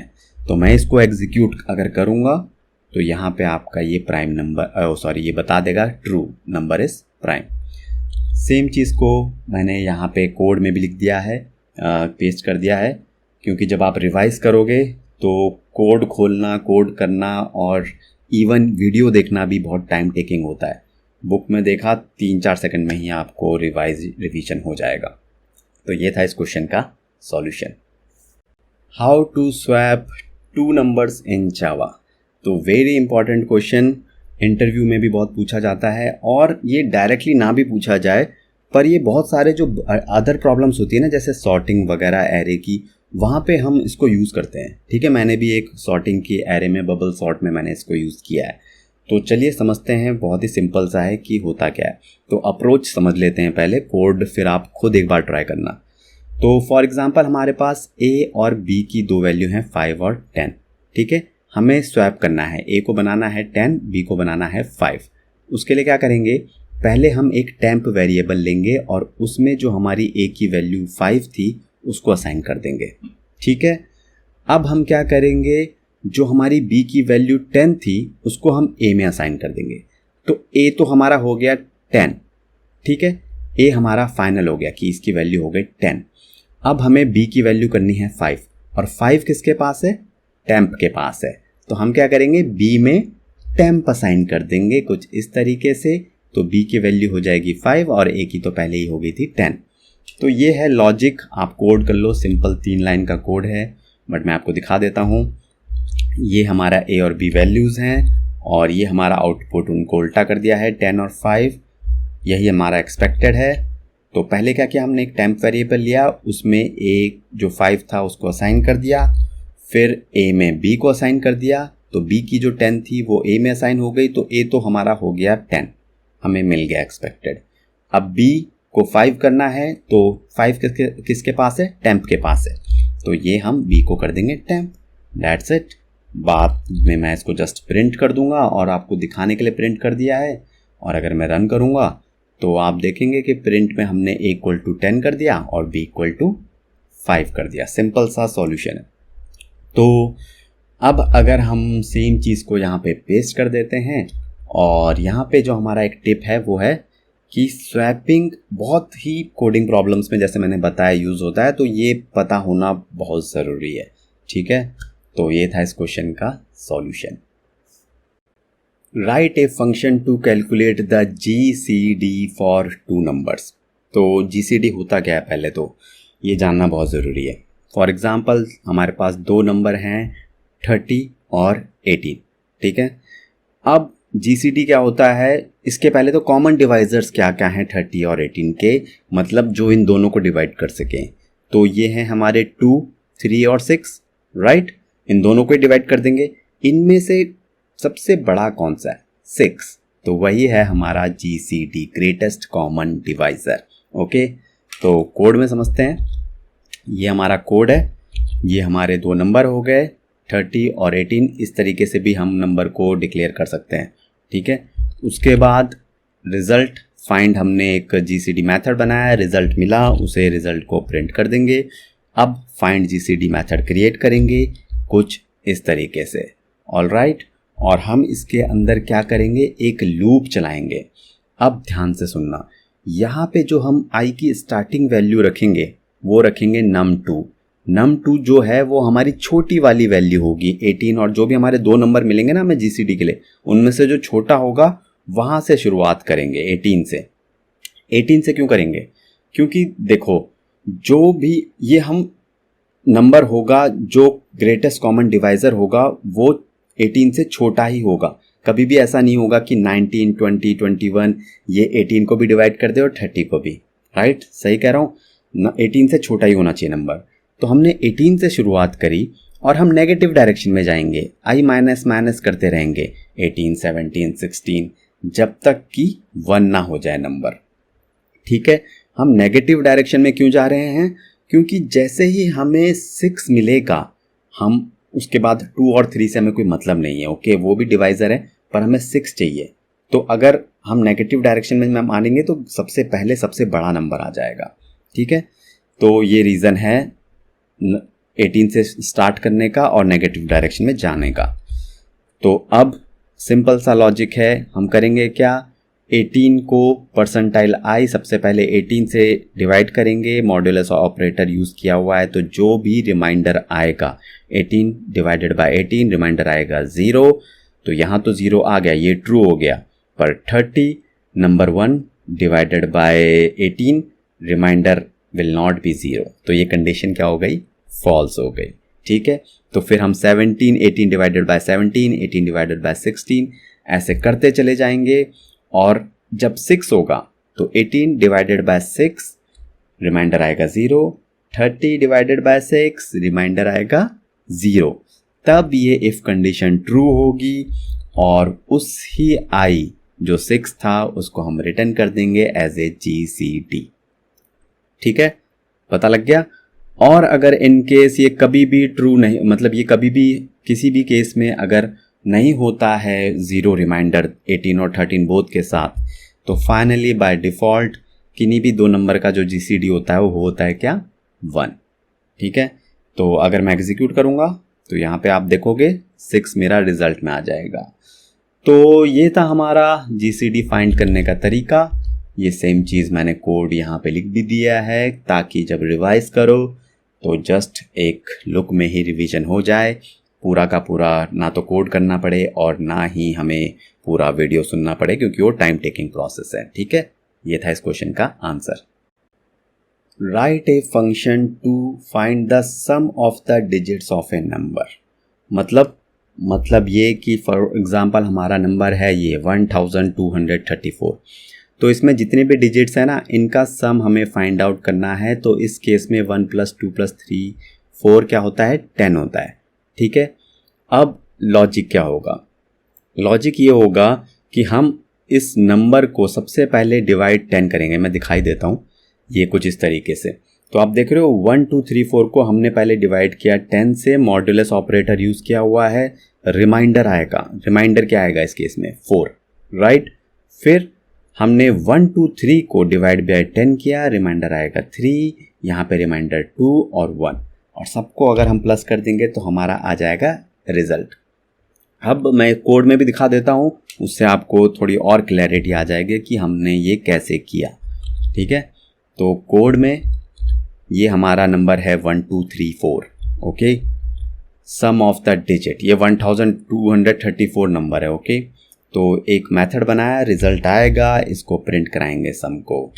तो फिर मेथड क्रिएट करेंगे और सबसे पहले हम एक सम की जिसमें हम रिजल्ट रखेंगे उस वेरिएबल को डिक्लेयर करेंगे, उसकी वैल्यू सेट कर देंगे 0, क्योंकि 0 ही मिनिमम वैल्यू होगी, इससे कम हो नहीं सकता, राइट। तो अब क्या करेंगे, हम एक वाइल लूप चलाएंगे, num is not equal to 0। अब आप बोलोगे भाई ये वाइल लूप क्यों चलाया, फॉर लूप क्यों नहीं चलाया? तो मैं ये इस क्वेश्चन का आंसर एंड में दूंगा, उससे पहले देखो हम कर क्या रहे हैं। इस वाइल लूप के अंदर हम जो हमारा नंबर था 1 2 3 4 उसको डिवाइड बाय 10 करेंगे, रिजल्ट आएगा 4, राइट। तो रिमाइंडर हो जाएगा 4, तो हम इसको सम में ऐड कर देंगे। सम हमारा था 0, 0 + 4, हमारा सम हो गया 4। अब हमने क्या किया, अब हम इस नंबर को दोबारा रीसेट करेंगे। 1 2 3 4 था ये, तो हमें अब 1 2 3 करना है। इसे कैसे करेंगे? वो 1 2 3 4 को डिवाइड बाय 10 कर दिया, तो बचा क्या? 1 2 3। ओके, ये 1 2 3 ये मैंने साथ साथ में यहाँ पे लिख भी दिया है कमेंट्स में ताकि आसानी रहे। तो अब 1 2 3 इज़ नॉट इक्वल टू 0, 1 2 3 को डिवाइड बाय 10 किया, रिमाइंडर आया क्या? 3। अब सम था लास्ट 4, तो 4 + 3 हमारा हो गया 7। ओके, नंबर था हमारा 1 2 3, डिवाइड बाय 10 किया तो क्या रह गया? वो 12।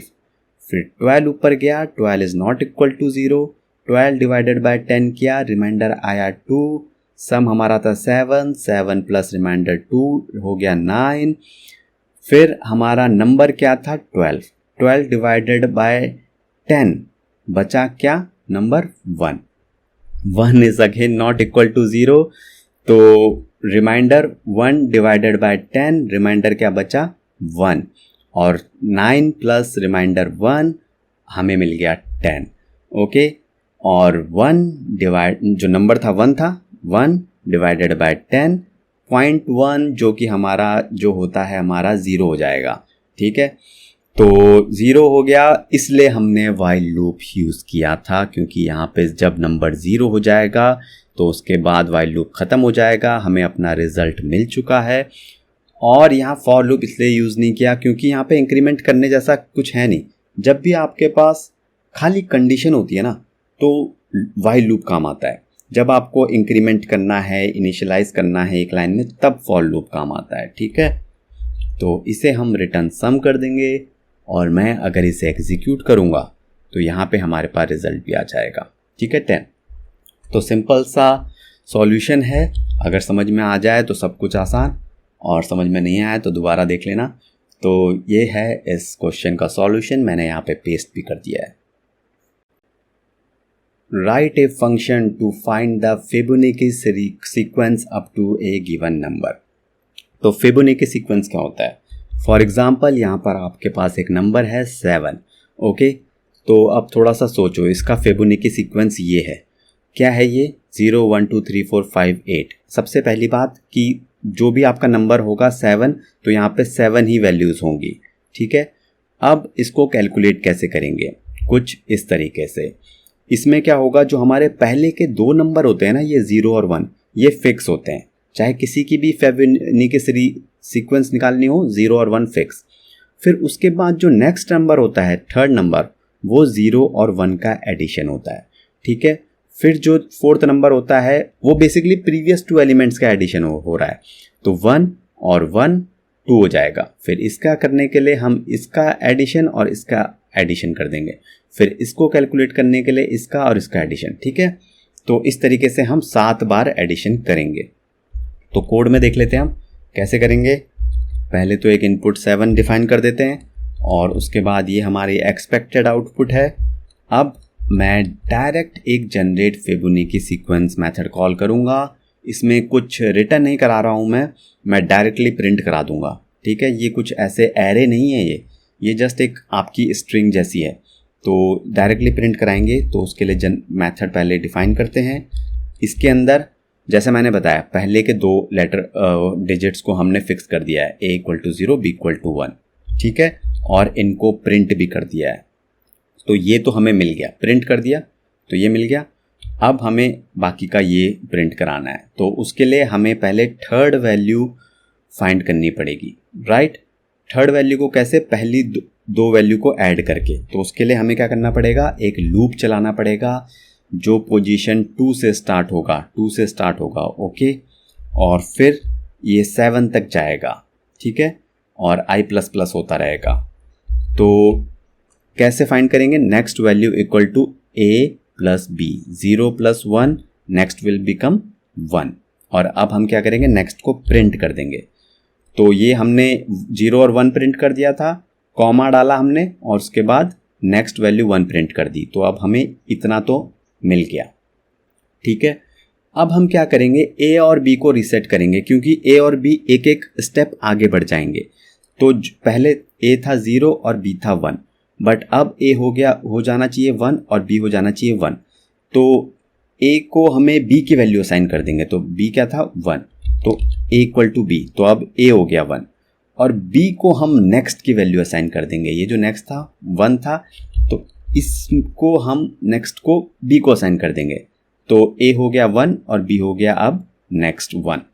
तो इस तरीके से हम आगे बढ़ते जाएंगे और नेक्स्ट की value a + b her bar calculate होती चली जाएगी, प्रिंट होती चली जाएगी, और इस तरीके से हमारा ये सॉल्यूशन है।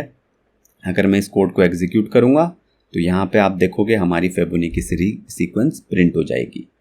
ठीक है, तो ये है इस क्वेश्चन का सॉल्यूशन। सेम चीज़ मैंने यहाँ पे कोड प्रिंट भी कर दिया है, आप एक बार ट्राई ज़रूर कर लेना। एक बार खुद ट्राई करो। कोडिंग प्रॉब्लम्स अगर थोड़ी सी भी नहीं समझ में आती ना, तो उसे ट्राई करो और फिर उसे चेंजेस करो उसमें थोड़े थोड़े। देखो, खाली रटना मत उसे बिल्कुल भी, वो तो बिल्कुल ही आप भूल जाओगे एंड टाइम पे। तो लॉजिक समझने की कोशिश करना, ट्राई करना, हो जाएगा। All right my friends, thanks and that's it. अगर आप यहाँ तक पहुँच गए हो, इसका मतलब ये है कि आप जावा में सही में इंटरेस्टेड हो और आप उसमें अपना करियर प्लान करना चाहते हो फ्यूचर में। तो ये जो आपको एक जावा की बुक है जिसमें कि मैंने बहुत सारे 350 question, spring boot, MVC, rest, सब कुछ कवर कर रखे हैं। बुक और कोर्स का लिंक मैंने डिस्क्रिप्शन में दे दिया है। जैसे इन कैंडिडेट्स ने MNCs में जॉब्स हासिल करी हैं मेरे कोर्स के थ्रू, वैसा आप भी कर सकते हैं, क्योंकि मेरा कोर्स स्पेसिफिक टू इंटरव्यूज़ रहता है। तो बस यही कहना था। Finally all the best for your career और your interviews if you are giving interviews. Thank you.